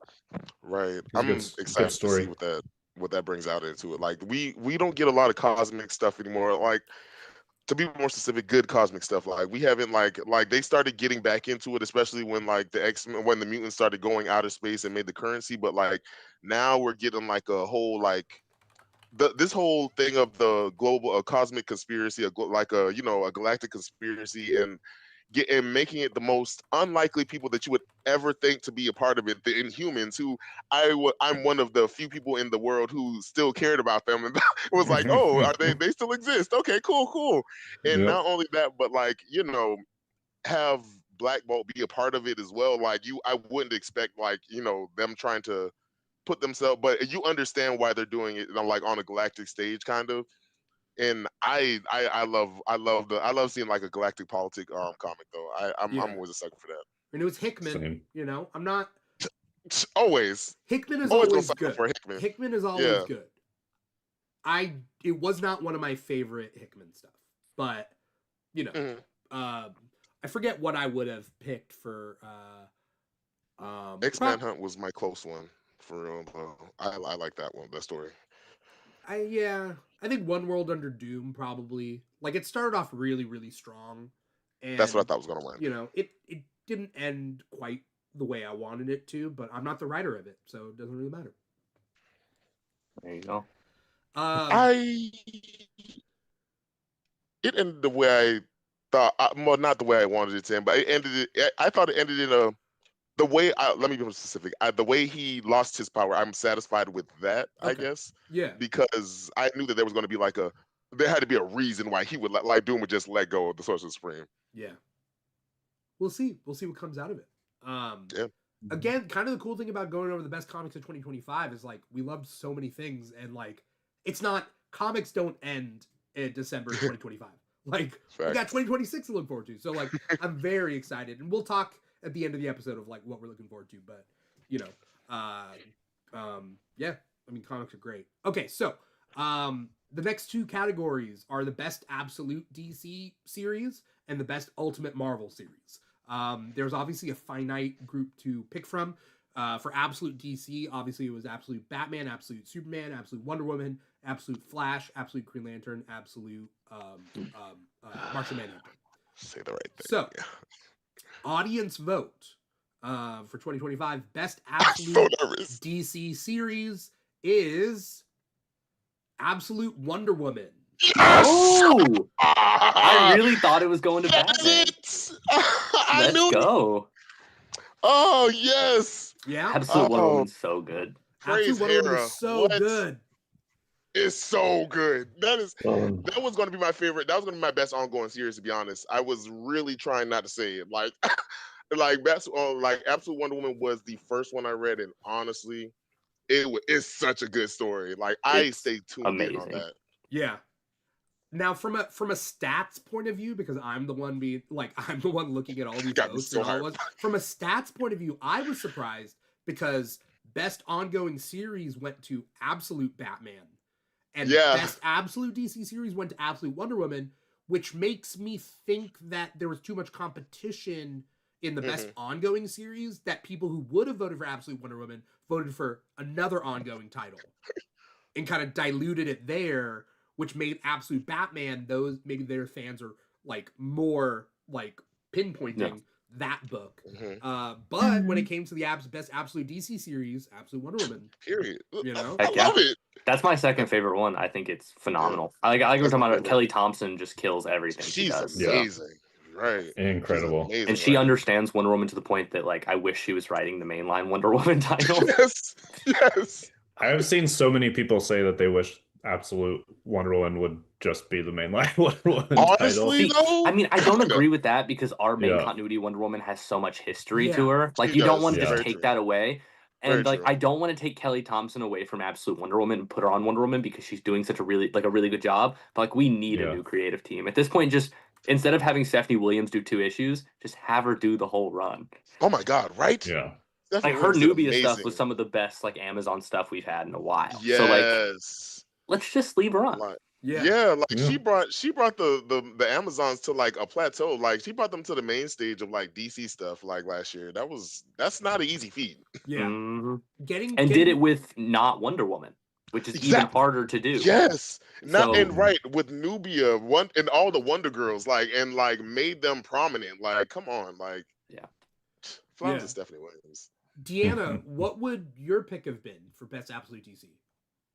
I think it would be, because it's my personal favorite, Yeah. Absolute Martian Manhunter. Okay. I Yeah. won't. Right. Respect it. I'll give you that one, Bariana. Thank you. Well, now that we're at absolutes, how would y'all rank them? Yeah, I mean, since we're here, I was gonna ask too. Who wants to go first? I'll go. I haven't. Yeah. I'm not all caught up on everything. Yeah. That's also a problem. But Mm, like knee jerk, like sort of right. From right now, what do you think? Ooh. I'll go Batman, Wonder Woman, Martian Manhunter, Superman, Green Lantern, Flash is probably mine. Okay. Interesting. But I love them all. Flash isn't bottom because I don't like it. It's hard to compete with the other ones, you know. Yeah. That's Okay. fair. Okay. Green The Lantern's problem really is taken off. none of them are bad, but it's just so hard. Yeah. Yeah. And I haven't caught up on all of them either. But I think for me at least, it would be Wonder Woman, Flash, Green Lantern, Batman, then Superman probably. I think that's probably because that's and Interesting. wait. Martian Manhunter goes before Batman though. I'm sorry. Okay. Okay. No, before Superman. Sorry. No, that one. Yeah, switch that one. Some Fair some enough. fan of the show out there is furiously writing down It's like- Aaron's it's scratching head. out. It's scratching it Oh, out. no. It's like, never mind. Put it up there. I think I would go Absolute Wonder Woman, Martian Manhunter. Mm. I feel like Batman and Superman are like close for me. I Yeah. don't know which one I would put. I'd probably put Batman a little higher, but I think Superman is slightly underrated. I think that story is so sick. Underrated. It's a Superman book. It's not underrated. And then Flash and Green Lantern at the bottom only because I almost dropped it after like 3 or 4 issues. But I've heard it's pick really. it back up. That's what I've heard. That's what It gets I've heard. like So Yeah, it's a slow good. burn, but it gets really, really That exactly. Okay. It's a very slow burn, and that's why it took Ah. me a minute. But once you get into it, it gets good. okay, It cool. kind I'll of pick it gives you back like up. like a detective kind of series. Like it kind of reminds me of like True Detective, kind of, but like with like like superhero stuff a little bit. Okay. I for my ranking, I'm just gonna take Absolute Martian Manhunter out of it because I only like got 2 issues in before. Sometimes the LSD trip type comics aren't really my thing. It just gets too much because then sometimes I try to like outsmart certain things, and then while I'm trying to understand, and it just gets like really confusing for me. Have you tried taking LSD while you read it? No, I think You just gotta go with the That's flow. the problem. Yeah. Jeez. Yeah. That's You're what too all sober. we do. God, maybe that's what you're it not is. doing it right. Yeah. Why don't we have a comic talk retreat where we just drop mushrooms and read Absolute Yes. Martian Manhunter? You know? Right? Just all you're gonna do is hear me screaming, "Ah! Did you see what he's doing? Is he reading my mind, guys?" And then we can do crack and read all of Frank Miller's Batman work. Yeah, there we go. That is This very needs to be a whole. I feel like this Each needs of to us be a does good another drug and another rum. Yeah. And then we compare what is Okay. worse. We could do like a Okay. potluck situation where we all bring one Yes. drug each Bring your own drug. with a pairing, with a comic pairing. It's like what's that's amazing. meth? I don't know. Oh, right. I feel like meth would be anything by Mark Millar. I don't know why. Yeah. Wouldn't that be more cocaine? I don't know. No, it's Garth Ennis. I feel like Garth Ennis is methy. Oh, that is a good one. I can see that. Yeah. Yeah, You know? honestly, yeah. Yeah. Yeah. Let us know Nice. in the chat, everybody, because I see people watching us. Let us know in the chat. What drug pairs with your drugs comic? What would be your pair green with drug in comics? comic? What hard narcotic are you pairing with your comic book? Anyway, Absolute Martian Manhunter is taken out of it. So Absolute Wonder Woman, Absolute Superman, Absolute Batman, Flash, then Green Lantern. Martian Manhunter is somewhere there. I don't know. I haven't gotten Somewhere in far the enough ether. to factor it in. But they are all good. So, you know, It's true. yeah. Okay. For Marvel, out of the Ultimate books, Can I also do my ranking or not? oh yeah, did Oh we? my God. I think we were chatting too much about drugs. That That's okay. forgot. We can also skip it. No. What was your ranking? We need Barry-Anna's. Well, in my humble opinion, I would go Martian Manhunter first, then Superman, Wonder Woman, Batman, Flash, and then Green Lantern. Dang. Okay. I'm surprised All Flash right. that way bottom. Yeah. Green I Lantern do- is picking up though. I've Yeah, been I trying to agree. catch up, and it's been getting better. But the Absolutes Yeah. are really good about their guest artists. Like every single one has some amazing guest artists. Yeah. The art Specific- never misses. Dude, specifically Wonder Woman. I forget his name, but the 2-issue arc with like Hades and that whole That thing. was so Ooh. sick. Yes. That was Mateus D something, the Yeah. last name. Yeah. The Armis, I think. Oh, no, not the Armis. Something like that. But Something. phenomenal. Okay. Yeah. Ultimate Marvel. Audience vote for Ultimate Marvel. Again, finite group of things to pick from. But then I also included something that most people forget. So we got Ultimate Spider-Man, Ultimate X-Men, Ultimate Black Panther, Ultimate Wolverine, Ultimate The Ultimates. The Ultimates, and then Ultimate Spider-Man Incursion, which is Miles Morales going into the new Ultimate Marvel Universe and that whole storyline. So out of those picks, the winner for Comic Talk Audience Vote 2025 Best Ultimate Marvel Series goes to Ultimate Spider-Man. Yeah. Figure that one. Ultimate Spider-Man. Oh. Brandon Cosmic, what do you did a thumbs down? No. I think Spider-Man is one of those ones that really plateaued in like the last 6 issues. I almost said 6 or 7 issues. I almost did it. But it really did. And I mean, I didn't dislike it. It just got kind of just like okay for a bit. And I think I've seen a lot of these like, ultimate rankings of 20, and Spider-Man always wins. And I really think it's just because of Spider-Man's name. Yeah. When really it's not as consistent as the Ultimates. I think that the Ultimates is the most consistent one. I mean, that's fair. Also, I mean, Absolute DC has that same thing where it's... Oh, yeah, I 100%. love Absolute Batman, but, like, it's not my favorite. But it's going to rank pretty high because it's Batman. Yeah, 100%. Batman's got Batman, Spider-Man's got Spider-Man, you know? Yep. Yeah. But yeah, I mean, I love Ultimate Spider-Man. I'm trying to think of if it is my pick. Do you guys have another pick? Or do you guys agree with Ultimate Spider-Man? I mean, I only read one.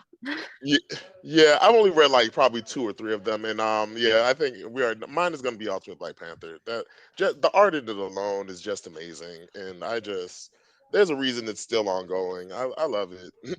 Yeah. I'm behind on it for sure, but I still. Yeah. Ultimate Black Panther was so good, and the problem with every issue was that it was too short. And then, like, that was literally it. The problem wasn't the story; it was just every issue needed like 2 or 3 more pages. Right, and then literally. And yeah, and like I think that's another one that goes really under the radar because of that reason. But it has one of like probably the best overall stories of all the Ultimate titles. Yeah. That's my pick too. I really have been loving what they're doing in that book. And I think just the way that they're flipped kind of the mythos a little bit has been really fascinating and super intriguing. That it's stayed consistently intriguing for me throughout. And I just love the character in general. Black Panther is like one of my favorite characters. So yeah. My thing about Ultimate Black Panther, I love it. It is one of my favorites. I'm so confused, and I'm all caught up. I'm so confused what's going on with Ultimate Black Panther right now. Like, I don't know. Yeah. The like vibranium's like alive and it's like connected to like another dimension. Right. And the holy, like, what are they called? The Vandu Khan? Yeah. They're like trying to raise like a child to embody the spirit of the vibranium, right? Using Storm. Am I getting that right? Yeah. But then they did a weird, gross thing where it's like Storm got pregnant and then they hyper aged the pregnancy and then hyper aged the child that was born. But the child isn't really their child. I think it's like a demon kind of vibranium demon baby. Like, this is a Carol Danvers situation all over again. God, here we go. When can we just have a regular baby? God, why does everybody have to be old? Like, everybody has to have a demon baby or some baby that gets aged up really fast. And why can't we just have the baby grow up? Like, just let the baby be. Got another John Kent situation. Oh my God. Let that kid go to school and grow up.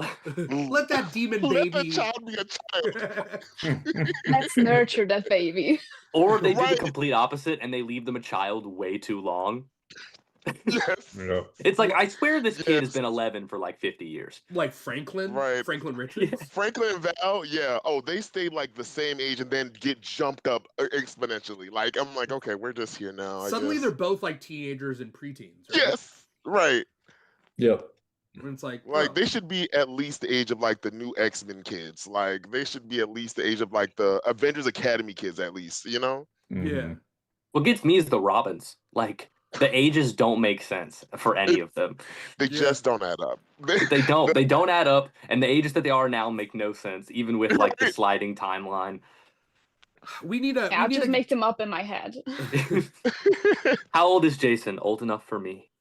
Old enough, right? He's at least like in your head. Is he like? How younger do you think he is from Dick? I think Dick's 28. I think Jason's. I think Jason's 25, 26. Yes, I would say like 2-3 year gap for that. But that also doesn't make sense because Tim's like 19, 20, but he should really be closer to Jason's age if you go off of the time when he died.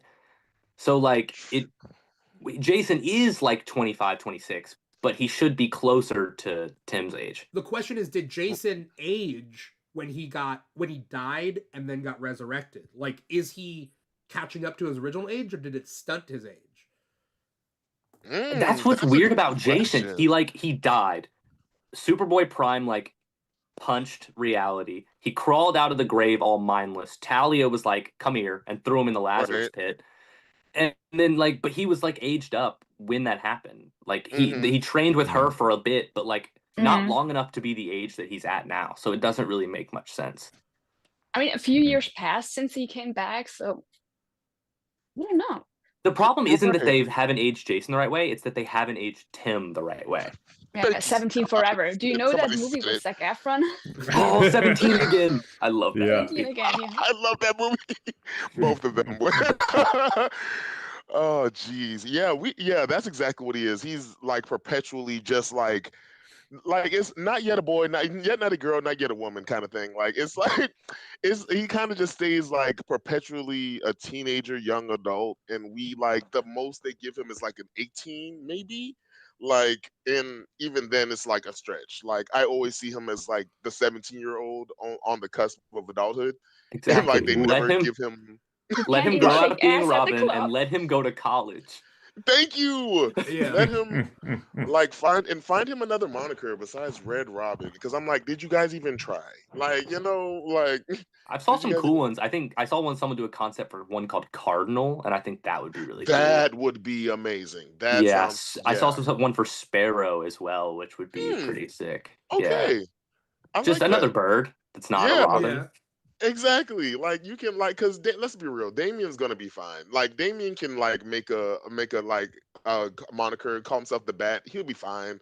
Like everybody else like has like a thing, but like Tim only like doesn't have like something he can grow out of besides Red Yeah. Robin. Like you put red in front of your name, bro. Like Young Red Robin.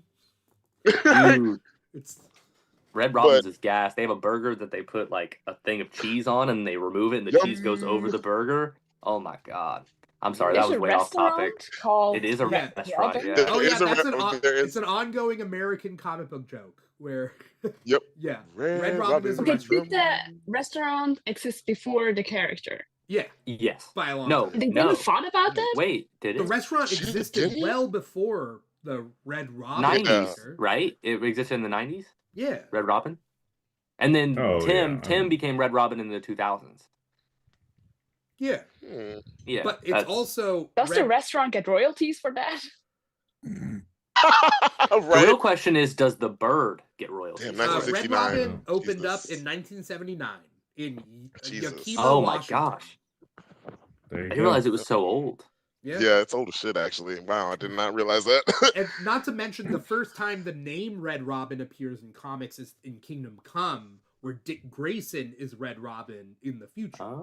So, Oh yeah. because I that's didn't know his that. suit that Tim wears in a weird way. It doesn't It's even like a tie in different with Kingdom Come, scheme. but it's the At same all. suit. He just comes back as a time jump and like he has this new Red Robin moniker and we're like, okay, this is just you now because like there's like Tim and like I mean because there's like Damien now and we just like gonna be okay with you being Red Robin and I'm like, what is this little cow that you put on? Nobody needs this cow. And let me calm down. Just proof that the Red last Robin. 25 years, a lot of the coolest stuff from DC can be tracked back to Mark Waid. Mark Waid will, he's part of the fabric of DC. Like he will always Yeah. be. Thanks. Yeah, very true. There. All right. So we went through Absolute DC and Absolute Ultimate Marvel. As we finish this up, we got a couple of categories to go through, and then we'll get to the final stuff, which is best writer, best artist, best creative team, and stuff. But we got a couple more things that we can get through pretty quickly, depending on people's opinions and whatnot. But the next category is best anthology DC book / series. Whether it was a one-shot book or an anthology series, it depends. But there was a good amount of choices for DC, Marvel, and indie. The winner of the best anthology DC book / series was DC Pride 2025. Really, really good. Really Nice, good it one. was. Yeah. I'm just a big fan of the DC anthology books. I Mhm. love the holiday stuff. I love the Pride ones. It's like Yeah. little just excuses to see characters that you don't normally Yes. get to see. I love it. I agree. Yeah. And I think this DC Pride did something better than the other ones did. Instead of it just being every story was its own thing, it was, but it also tied back to the bigger story with God and the bar and the wall. Bunker's story was so good. I miss Bunker. Oh my God, Bunker. Oh fuck. Jesus. The world remembers you, bud. I don't. No one. Everyone will forget you, but I remember you from Rebirth or from New 52, whichever From New one. I remember. 52, and then later Teen That's Titans it. Academy. Bunker was. That's Yeah, it. yeah. Oh, he came Yeah. back at Academy. That's good. He was like one of the That's- Yeah. older. He wasn't taking the classes, but he was on the Okay, Titans. as he should. Like, Yeah. he was in that He should intermediary be- stage.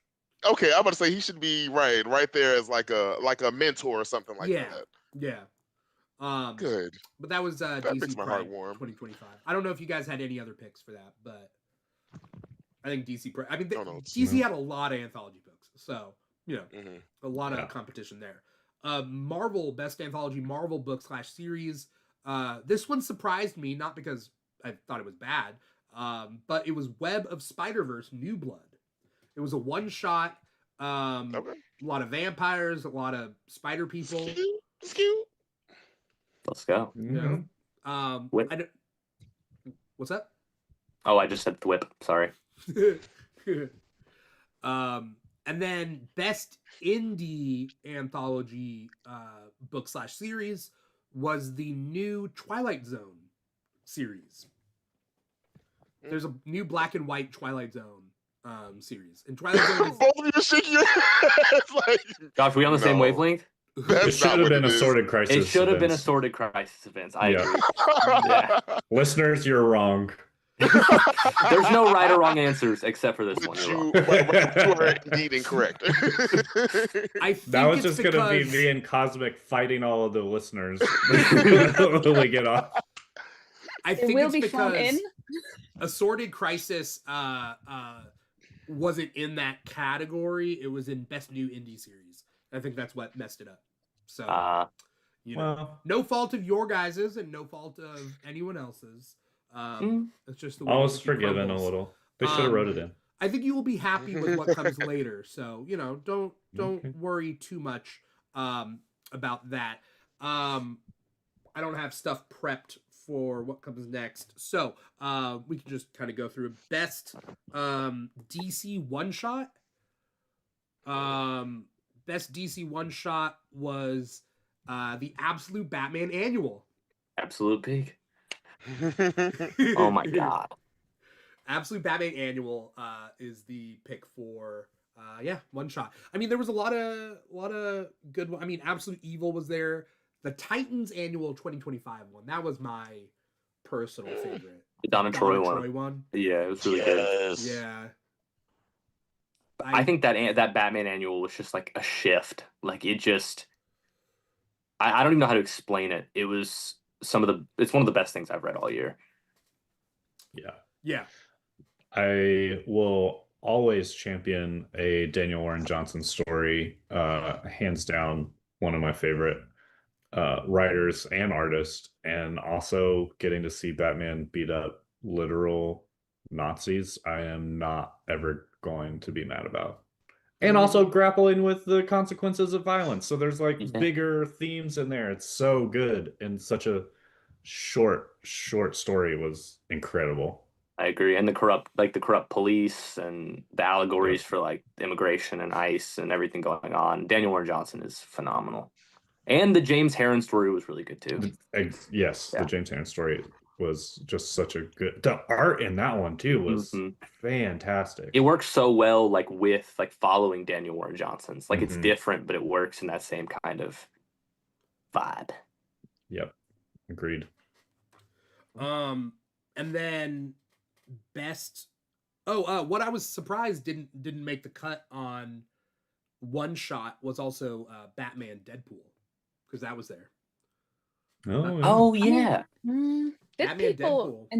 enjoy it? I think people enjoyed I liked it. it. Was it Yeah. was it next level? I just think it was fun. Yeah. Yeah. But best Marvel one shot, that one goes to Deadpool Batman. Fair. All right, there you go. Yeah. I mean, other ones for that were like Ultimate Universe 2 years in. Spider-Man had a holiday special. There was a Marvel swimsuit special. Hellfire Vigil, Ultimate Hawkeye. So Ultimate Hawkeye was really good. Ultimate Hawkeye was really good too. I don't know whether enough people read it though. Yeah. But I'm trying to prep this image while we stall for a little bit. Tell me about Ultimate Hawkeye. I like what they did with Hawkeye in general, like switching just to a completely different character. The one shot, like them fighting through that tournament, we got to see like Ronan Clint, which was really really cool. I don't know. I really like the redesign and the new character that they were going for. Oh, the Hellfire Vigil.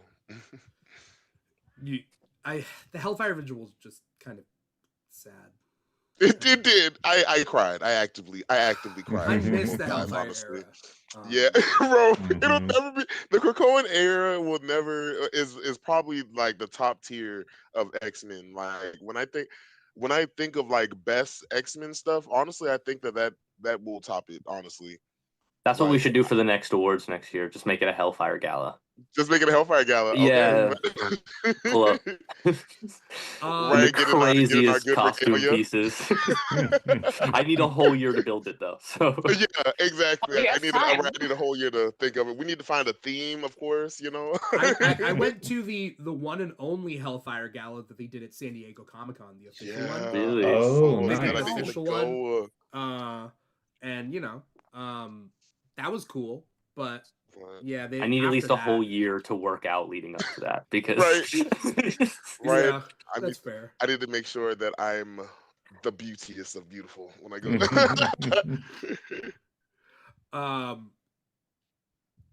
So there we go. And for indie, best indie one shot, the winner of audience vote for best indie one shot was Something is Killing the Children. A monster hunter walks into a bar. One shot. it was really good. I like that. So That's another one I congrats want to watch. I want to read, but I feel like I'm too behind. to catch I would up. also I throw just out. got the first book, so I'm gonna start that this Oh, weekend. it's so good. Let me know how you like it. I might already Isn't do it made into Joshua it's coming recommends out? it. I'm gonna read it because he has great taste. And you could read all the House of Slaughter tie-ins are really really good. Tate Brown and Sam Johns do Okay. those, and they're both really really good. It's all like a Oh, yeah. cohesive universe, right? Yeah. Okay. So like while you're following the Erica and Something's Killing Children, you're learning more about the houses and how they work and everything in House of Slaughter, and it's like expanding on the lore and stuff like that. What is the Cool. premise? Basically, like kids' worst fears bring these monsters to life, and then these monsters start killing kids. But Erica is a member of like this order of I think it's Saint Dumas, right? Something like that. And they have different houses that kind of hunt these monsters to protect the world. And depending on your like bandana color, that's kind of what your assigned job is. Like the black bandana, they hunt solo. The white ones, they hunt as a group. I think the red ones are like the bookkeepers. The blue ones are the like housekeepers. And it's like a whole organization that kind of is protecting the world from these fear monsters that are killing the children. They're doing an animated series, right? Didn't they announce that? And a live action movie Mhm. too. Oh shit. Mm. Okay. Yeah. James Tynion has like 4 things now that are in the works. Yeah, Okay. cool. I'm Um, excited to read it. I think I need to start. I haven't started. Really good. All right. So, we'll do collected editions and then some of the people awards, and then I think that's pretty much it. But best DC collected edition, we had a lot of good choices that came out this year. A lot of great ones. Green Arrow, Freshwater Kills. Nightwing had a Tom Taylor, Bruno Redondo omnibus that came out. Zatanna Bring Down the House was also on the list. Absolute Wonder Woman. I bought that trade actually. And then, yeah, I mean, those were pretty much the nominations. Excuse me. The winner of the best DC collected edition for this year, it had to have come out this year, is the Nightwing Tom Taylor omnibus. Okay. Respectable. Yeah. Yeah. Okay. Yeah. What did you guys think? That's I respectable. love Tom yeah. Taylor's Nightwing run. Yeah. Yeah. I picked I've it. only heard good things about it. Should we do a cartwheel? Right, you should do a cartwheel. I should do a cartwheel. Mariana, do a cartwheel. That would be very cool. I love it. Okay, 1, 2, 3. Oh my god, I'm kind of scared. I'm just gonna do it. Believe in yourself. I love how she goes, let's do a cartwheel, and then just does a front flip. So yes. Excellent.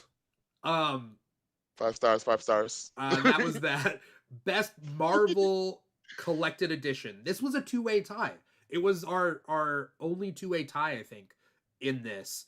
And the images kind of break our YouTube screen in a way because of dimensions, but the 2-way tie for winner of best Marvel collected edition was the Ultimate Universe box set, Invasion box set, and also the She-Hulk by Rainbow Rowell omnibus. It was a 2-way tie. If you look at the picture of the Ultimate Universe box set, it looks pretty sick. I'm not gonna lie. And it also, I like Rainbow Rowell's She-Hulk run. I have those in trades, but for anyone out there who's looking to see where to buy these, sure, you can go on your preferred site of choice, or if you want to go to amazon.com/shop/The Keeg Show, I think I created a playlist or a ideas list with all of these. If you guys wanted an easy way to pick them up, I'll write that in the chat. Nice. But yeah, I mean, did you guys have any horses in the race for this? I'm gonna buy them no matter what. Like, I don't I buy what I like, and I don't like. It is what it is. I like shit, and I want you. That's true. I mean, I like all the horses in the race. Why can't all the horses win? Yeah. I don't want It's a any horses. six-way Because my tie. bank account can't pay for them. Yeah, I that's feel true. bad. Someone who watch sports and want to lose, you just feel bad for them. Right? I know. I just forgot to be rich in this lifetime. I think that's the one thing I forgot to do. It's okay. Next time. I use CLZ Comics to scan all my comics, and then it keeps a list. So then when I go to like Comic-Cons or whatever, sometimes I forget what I have, so I just look on the list. But it also keeps track of the prices of how much, like, what is the, like, if you sold all your trades I'm right scared now, to see that. how Oof. much? Oh, it Yeah. is Oof. a lot. I have League of Comic Geeks, which is the same thing. It's just another app. And you can scan it in. Yeah, and it has all the stats of like your collection. And every time I see like the dollars, like the amount of my collection, I'm like, did I really do that? Because like I've been collecting for like a long time, Yes. so it's Yeah. like there's no way I've Yes, spent that much same. money. Mm-hmm. Could put a down payment on a house right now. Yeah, What? it's- Right? Listen, Maybe- if you wouldn't have spent it on comics, you would have spent it on something else. Exactly, probably hardcore drugs. So, Probably hardcore drugs. What I'm saying. But as we You would talked have about no earlier, comic and then to I pair wouldn't have with. comics to read with the hardcore drugs. yeah.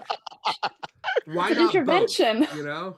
Mm-hmm. See, it's full circle, man. It just All back. Let's go. I mean, I don't want to encourage drugs on this podcast. I mean, we I kind of do. did already. We kind of already had a good little. We can't really backtrack now. I mean, I like a little silly stick with my comic book every now and then. How do you think I'm getting through Tom King's Wonder Woman run? Right? Oh. You see me cosmic, and I love that. That's just hard alcohol. It's just you're just like, okay, let's just power through this. So the final one for collected edition, best indie collected edition. There were a lot of good ones on this, but the clear winner for this was Assorted Crisis Events. Okay, you guys did it. Let's go. All right. Yeah, they got it was the first five or six Plus Yeah. that. in trade. Five. I think it's Yeah, five. five. I think. Yeah. I am genuinely gonna read this now. I'm already putting it on my bookmark now. Look. Literally, as we Really, speak. really. Some of those stories will fuck you up. Yeah. You'll be thinking And about the them for a art- minute. Yeah. The colors from Jordi Belair are just. I'm just gonna take a picture of Yep. me. I was gonna take a picture of me bitch crying from both eyes, and Yeah. you'll know that I read it. Just know that you weren't alone in crying, Yeah. especially on issue. Yes, right? Yeah. Right, just covered in a blanket, just sitting here reading it.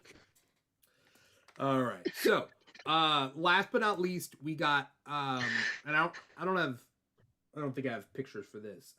We have 4 final categories to choose from, and these are all encompassing. They're not like by publisher. So we have 4 categories that we'll finish this episode off with, and then we'll say what we're looking forward to next year. Then that'll be the episode. But we have best writer, best artist, best creative team, best cover. I don't know if how invested people were on best cover, but I think that there are like some really standout covers out there that I wanted to give a category to. So best writer, the nominations for best writer, I mean, there was a lot of choices. And there were some writers that like their list of comics they wrote this year were never ending. So the we had writers like James Tynion IV, Mark Waid, Denise Camp, Tom Taylor, Gail Simone, Ram V, Stephanie Phillips, Dan Waters, Daniel Warren Johnson, Jed McKay, Chip Zdarsky, Matt Fraction. Obviously there are other writers that exist outside of that, but that's what were nominated, and so audience vote had to be voted. The Comic Talk audience vote 2025 for best writer was Denise Camp. Dennis Camp? Let's go. I really thought it was going to be Scott Snyder. Wow. Dude, that's awesome. Shout out Dennis Camp for being the GOAT. For Absolute Martian Manhunter, The Ultimates, Assorted Crisis Events, Ultimate Spider-Man Incursion, Ultimate Endgame, which comes out this week, Ultimate Hawkeye, Ultimate Universe 2 years in, a lot of Ultimate stuff. So That's crazy. Al Ewing wasn't in there at all. Like, what did Al Ewing write? This year, Absolute Green Lantern and not Imperial. What was it? Immortal Thor. Yes, and Immortal which Thor is right now. Awesome. Right? Yeah, Thor. that series is so good. Fuck. I mean, we had a nomination period, so You know what? You're right. You're right. And Also, no Kelly Thompson. I really thought she'd be in there that as was well. kind of wild. I was gonna say, Yeah. Crazy. Yeah. But I agree on Dennis Camp 100%. Is it Dennis? I think it's, I don't know if it's Denise or Dennis, but I've heard it said Dennis everywhere. Dennis? Yeah. Dennis Camp. No, I think it's Dennis. I It's think. probably Dennis. All right, Dennis Yeah. Camp. I don't know. Dennis Camp. Best writer, audience vote 2025. Nice. Very nice. Let's go. Also, again, shout out to all those writers that were included and the ones that weren't, because there's just opinion based, and we do the best we can. Best artist for 2025. The nominations included Jorge Jimenez, Peach Momoko, Dan Mora, Hayden Sherman, Bruno Redondo, and Nick Dragotta. No Javier. No Javier. Right. Not on the, No Lucas Wernick. That's crazy. Not nominated. What can I do? It's not me. You know what? Better. That's what you can do. We got to juice the stats, Dimitri. We got to juice the stats. Yeah. Well, just kidding. We are honest. We create an honest and just polling. Did you say release the Keek tapes?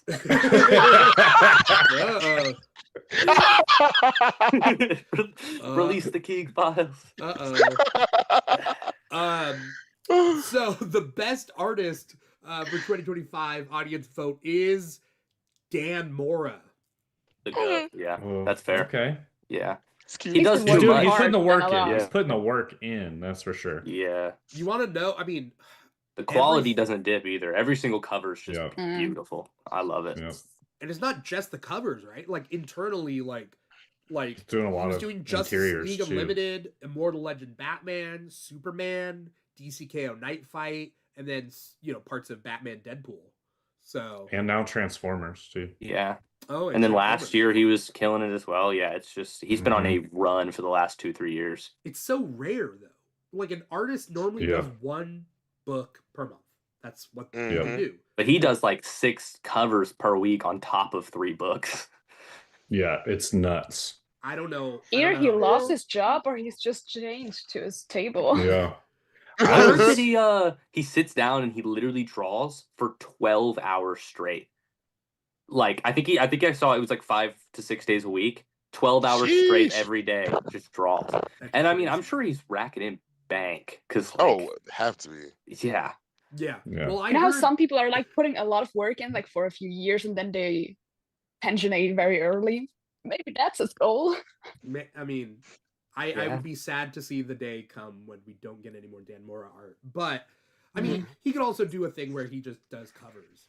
You know, like a lot of artists do that, right? They're just like, yeah, they do True. covers. Yeah. That's Mhm. it. Yeah. Unfortunately, Frank Miller does that. But You say Sorry. unfortunately? no, what? Oh, okay. Who said that? I'd be Hey. surprised. I'd be surprised if Frank Miller watches this show. I do the grump that Frank Miller is. Like, if this is his only joy, and he's like, oh. Frank Miller's What'd like, you I say? love the Keek Show. Wait, Brandon. It's like, well, Subscribe. Yeah. just for that, I'm going back to Batman.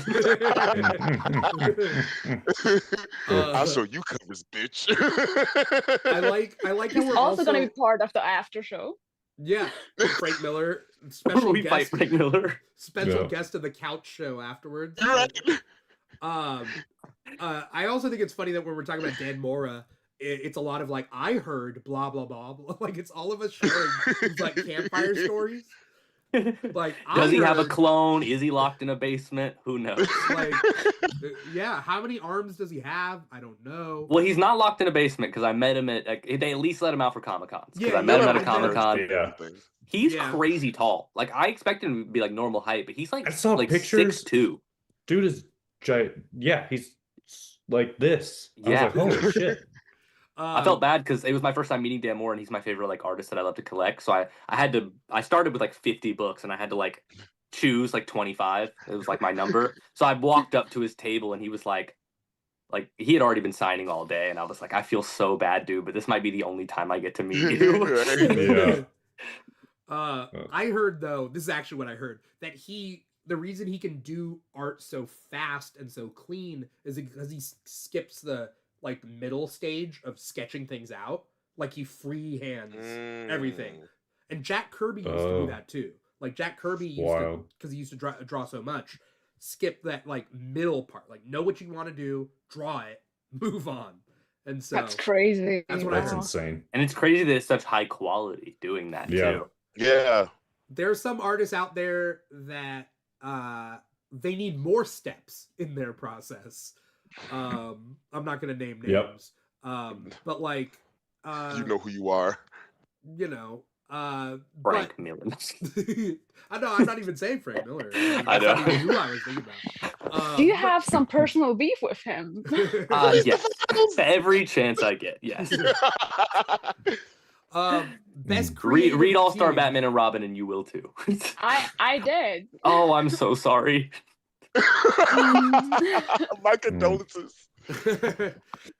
Oh Sorry, no. buddy, to everybody All out right. there. So, best creative team for this one. Also, Kelly Thompson is in this, but not on the other one. Mhm. Kelly Thompson was nominated twice for this. Yes.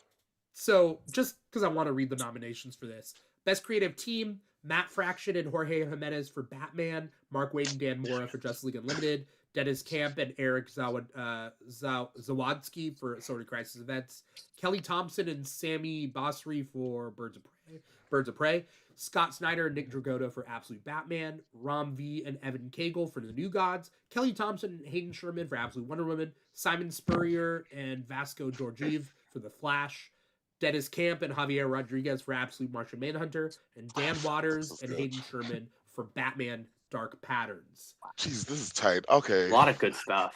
Oh, this is The winner- tough. Honestly, that nervous. Rom V Evan Cagle shout's a good one too, because they're a great team with Don That's a Runner deep cut. I was like, and what? yeah, New Gods. Gosh. A lot of great creative Right. teams for this one. The winner of this for best creative team audience vote is Dennis Camp and Javier Rodriguez for Absolute Oh. Martian Manhunter. Let's go. Okay. Okay. All right. Amazing. Respectable. Let's all Dimitri, I'm do not mad that about that. Dimitri, I like your audience a lot. Yeah. I did one of these for my podcast, and it was not the same. I like the audience. This was not the No, choice. they had some great picks. It's just I love the Dennis Camp love. Yeah. So, There's been a lot of Dennis Camp love. Yeah, That's you got not- like a lot of your picks, dude. yeah. And again, this is audience vote, but like we all have our opinions. It doesn't change much, but yeah. Very. I think you guys were very happy about that one. I think so. I would have loved to see some more. I'm glad that Hayden Sherman was on there twice. So I will. I love both of those books, and I think they worked well with both creative teams. So super pumped about that. Those are great nominations. Yeah. All right, and then I mean, were there any other standout creative teams that you guys thought had a really good year? I mean, Daniel Warren Johnson and Mike Spicer, I will always. They just threw out some banger covers this year, and with the Batman Annual, I think that is an incredible pair. We do have a best cover nomination coming just in a second. I'm just trying to prep the image, but I also want to throw out Williamson and Tom Riley for G.I. Joe because I'm loving that creative team.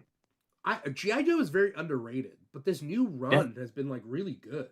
Yeah, the Dreadnought War has been great. It's been like a weekly thing. So I'm a couple issues behind, so I don't think I've gotten to Dreadnought War.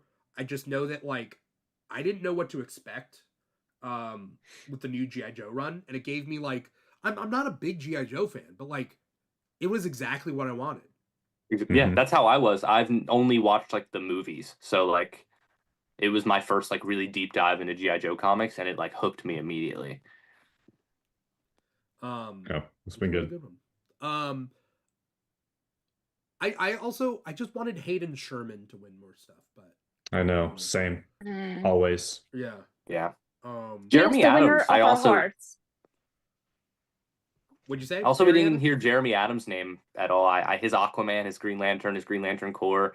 Usually don't see people writing Green Lantern handling the Green Lantern Corps and another book at the same time with Aquaman. So it's cool that he's doing all that at once, and it's all really, really good. Yeah. I love Jeremy Adams. I think you guys will be excited for this last one. It's just the final one. Best cover for 2025 goes to Absolute Batman Annual. That's would have been my pick, yeah. I assume they meant the main cover. Because there were some alternate covers for this, but like with the hoods. With the blue logo, yeah. Okay, yeah, that one, okay. Yeah. It's powerful. Shouts out Mike Spicer for those colors too, because dude, Mike Spicer, I saw this post the other day because he's going through chemo right now, and it was like battling chemo, like, and it was a photo of Batman with the flamethrower, like from that issue, and I was like, this has got to be one of the coolest dudes ever. Yep. Yeah, I met him at a con in North Carolina this past year. Such a nice dude. And just talking to him about working with Daniel was just really interesting. He's a really sweet guy. Yeah, it's cool seeing like colorists getting their flowers nowadays. Like back then you don't really hear a lot of like the biggest colorists in the game, but now you have like Tomra and Jordy and Mike Spicer, Brad Anderson, all the colorists really getting recognition, which is really cool because coloring's not easy. When I color it, it's very flat, and I definitely go outside the lines. So when I color my art, it messes things up. So I just don't color. I just don't art. Yeah. Because when I art, I mess things up. When I art, I mess up. Those are all the picks for the best comics of 2025. Audience votes, our opinions. Thank you guys so much for being a part of this. For everybody out there, for everybody here on this show. Before we get going, and even before we do our outro, what are we looking forward to with 2026? Feel like we're riding on such a high wave that we just continue to surf. Yeah, that was good. That was Thank good. you. I thought about it for 5 seconds. Good. Yeah. I'm We love specifically it. excited for Next Level. I'm very excited to see the stuff they Yeah. announced, the creative Mhm. teams. Mhm. Big DC fan, so and whatever absolute stuff that they add on top of that would be really cool to see. Yeah. Yeah. I think for me, I want to see another big, like, a good event, a good comic event, like consistent comic event, for sure, and to see the mutants do stuff again. I know it's only been like they've only been out of, like, commission for like a year since a Krakoa, but like, give us something to look forward to. Yeah. Yeah. I'm hoping X-Men make a comeback with Dark Tomorrow and whatever plans Yeah. they have there. Hmm. I'm also hoping that there's a twist when it comes to the end of the Ultimate Marvel universe, because I Mhm. don't know why they're ending. I understand ending on a high note from a business perspective. That's Mhm. never the case. You don't end on a high note in business. You keep going. Yeah. With, like, something Squeeze that's, it out. Yeah. Right. Every last drop. Yeah. Exactly. And I mean, part of me really hopes that the Marvel Universe reboots so that I can like jump onto Marvel Comics from a point like New 52, But part of me also hopes Mhm. they don't because I don't have the money for another universe. That's true. Right. Right. I got too much DC, too much indie. I cannot hop on another universe right now. Marvel 616 is not going to reboot. There's no way. No. Marvel 616 No. is not. But They there are doing a lot of good entry hopping- points this Yeah. year, though. This Okay. coming Yeah. year. Like Heck yeah. Captain America, like Yeah. Cosmic. Read the Captain America Chip Zdarsky stuff. Oh, I really, really want to. Everyone's been telling me how good it is. I'm gonna pick up the trade because Yeah. I've only Yeah. heard good things about it. yeah. And it's great. leading up to his big event that he's doing, right? Chip Zdarsky's. Yeah, Yeah, I believe called? so. Uh, Armageddon? Is it Armageddon? Yeah, Armageddon. Yeah. Yeah, because we got that kind of bridge with the Will of Doom that he wrote that came out. Mhm. Yeah. And this apparently past- he's this doing week. he's doing a Wolverine book that ties into it as well. Yep. Hmm. Yep. So I think Captain America will play a big part in that. Which will be exciting. I'm looking forward to that. I think, and more Cap. I also would love for some good X-Men stuff. I'm excited to see. I've been enjoying a decent amount of it, but I would like to see some cool X-Men stuff. And just I need that Dan Johnson announcement. What are you giving us this year? Yeah. Because I really hope we he's just doing got covers. I right know. now. I'm really hoping he's doing a mainline title for one of the big two. Like I love his indie work, but like I really want to. I Yeah. want him to pick up a mainline title, Same. like how James Herron's picking up Etrigan for Yep. Next Level. Or I am rumored. interested to see what they do. I trust DC and like everything they're doing with all their steps. And I just hope that none of them is a misstep. But like, they got my trust.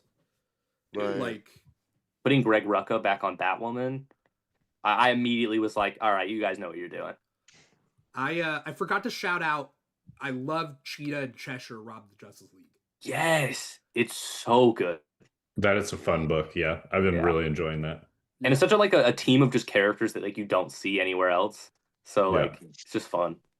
Yeah, I'm really excited for comics for next year. Yeah. Oh, and Scarlet Witch is the Sorcerer Supreme. I need that. I'm ready to see what she does as Sorcerer Supreme. Yeah. Very, very excited. I for feel that. like every time I Yep. hear about Scarlet Witch, it's like she was really OP, but guys, we made her more OP. But guess what? We've done Just more. keep doing It's like it. she was really, really powerful, but guess what, guys? We're making her more powerful. What if she was even more? Right. Right. I know Okay, you guys, thought she's she a was god and she powerful. controls everything, but what if she controls everything else? Something else. It's just We're that gonna see her in Kylo- DC next year.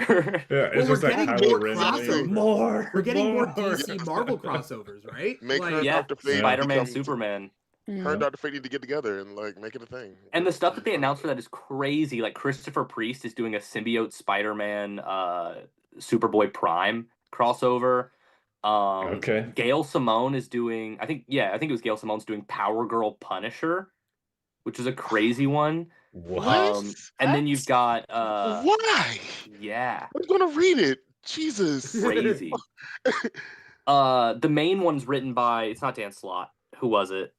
Crap. Who did they know? I think it was Mark Waid that's doing the main Superman Spider-Man. I mean, that would make sense. Oh, Mark yeah, Waid with is Jorge the Jimenez on the Superman guy art. right now. There's just a lot of cool stuff. But I think the Marvel side's going to be better. Because like we got a lot of cool ones, but we didn't get any Miles. We didn't get any Spider-Punk. Right. We didn't get any Ben Reilly, Yeah. any Spider-Gwen, any Silk, any of that. So I really think we're going to get a lot of those characters on the Marvel side of the Yeah, publication. Cyberpunk is getting his own series, I think. Are they doing next a coming flip thing year. like they did with Deadpool Batman? Yeah, they're doing one for each side. Except Superman, Spider-Man, this time, Spider-Man, Superman? yeah, except this time DC's first instead of Okay. last. Yeah, That's what's up. Okay. And like the covers are great.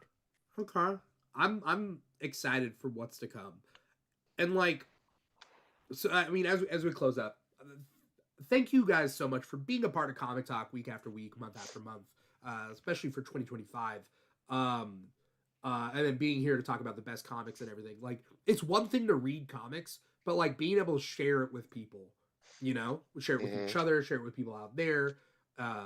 You know, it I don't know, it just makes it way more fun and way more like I don't know, worthwhile, I guess. Yeah. I agree. Look here, man. Yeah. And always, as always, thank you for giving us the platform to talk our comic shit and just be able to nerd out as much as we want to. And, you know, in a time frame, in a good time frame, you know? Yeah. Because Definitely tend don't to- go over the time at all. We tend Yeah. we tend to, you know, embellish at times. But, you know, I love That's that what the we can- Patreon episode's going to be for. That's it. We do have to figure out some like wild stuff for the Patreon stuff. So I do Yeah. have some ideas that we're gonna talk Right. about. But Look, that jerk. Just let me know how many handles I got to buy. You know? Right, exactly. I wish I'm with it. by the way, if there's any reason for everybody to get together for like a Comic-Con or whatever, that would be awesome. So Yes. Heck yeah. That would be fucking dope. you know, I'm going to try to go to as many as I can next year. So if y'all are going to Yeah. any, let me know and I'll see y'all there. yeah. Same. Yeah. Before we Sick. get going, once again, thank you guys so much. Thank you everybody out there for watching. If you're watching us live, you're watching us on youtube.com/The Keeg Show or listening to the podcast wherever you get your podcasts from, Apple Podcasts, Spotify, Audible, Amazon Music, iHeartRadio, SoundCloud, etc., etc. We're on all of those. But no matter where you're watching us or listening to us, however you're digesting us, like, comment, subscribe, write a review, let us know you're out there. It's always nice to see people enjoying all of this. Normally we got Comic Talk every week, every Thursday, 5 p.m. Pacific, 8 p.m. Eastern, every single Thursday on YouTube, including, next week and the week after that. So, stay tuned for more episodes. This one was a very special episode with very special people. Before we get going, Cosmic, let us know, where can we find you? What do you got coming up? Anything you want to plug? I'm Cosmic Collector on Instagram, TikTok, YouTube. I just gonna be doing a lot. I got a lot of stuff coming up, a lot of content. I'm working on a comic book, so stay tuned for that. If you want to, sign up for the Kickstarter for reminders, it's on my stories. Very excited to be working on it, so stay tuned. Awesome. Joshua? You can find me at Joshua Stephen Ling on Instagram and TikTok. Just same old stuff. Reading books, hopefully talking about them more, and just hoping to find some good stories this year. Awesome. Bariana? I'll be in the Berry Fields if you're looking for me. And also on Instagram, TikTok, and YouTube as Diana Kinney. Probably gonna post less because I'm working more. That's fair. The Life. berry fields of Sweden. Yeah. Switzerland. Oh, my fault. Aaron, what about you? So you can find me at King Krakoa on TikTok and the King Krakoa on Instagram. And stay tuned for some videos.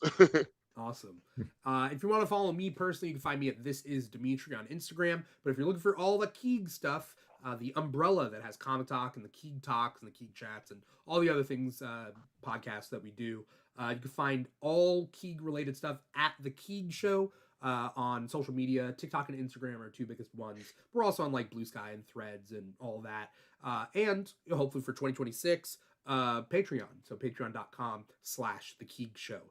Maybe we do some drunk episodes. Maybe do some, that sort of thing. So who knows? Who's to say what'll happen in 2026? But I'm very excited for it. So follow us at The Keeg Show. That is pretty much it. Support your local comic shops. Go to comicshoplocator.com. Support local comic shops and support your local public libraries. That's also super important. Also, read comics. Focus on the comics that you love. Talk about the comics that you love. Share the comics that you love. It's much more, it's a better community when we're sharing what we love. And then we can critique other stuff and, maybe hate on a couple other things. But, let's focus on the stuff that we love, especially going into 2026, because there's a lot of great stuff out there.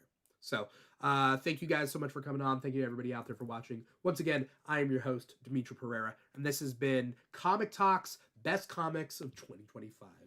Take care, everybody. See you next time. Heck yeah, let's go. Bye.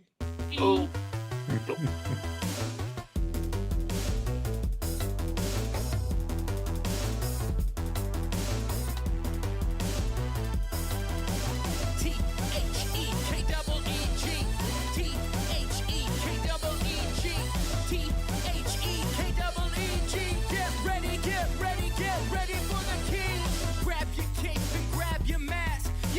Super strong or super fast.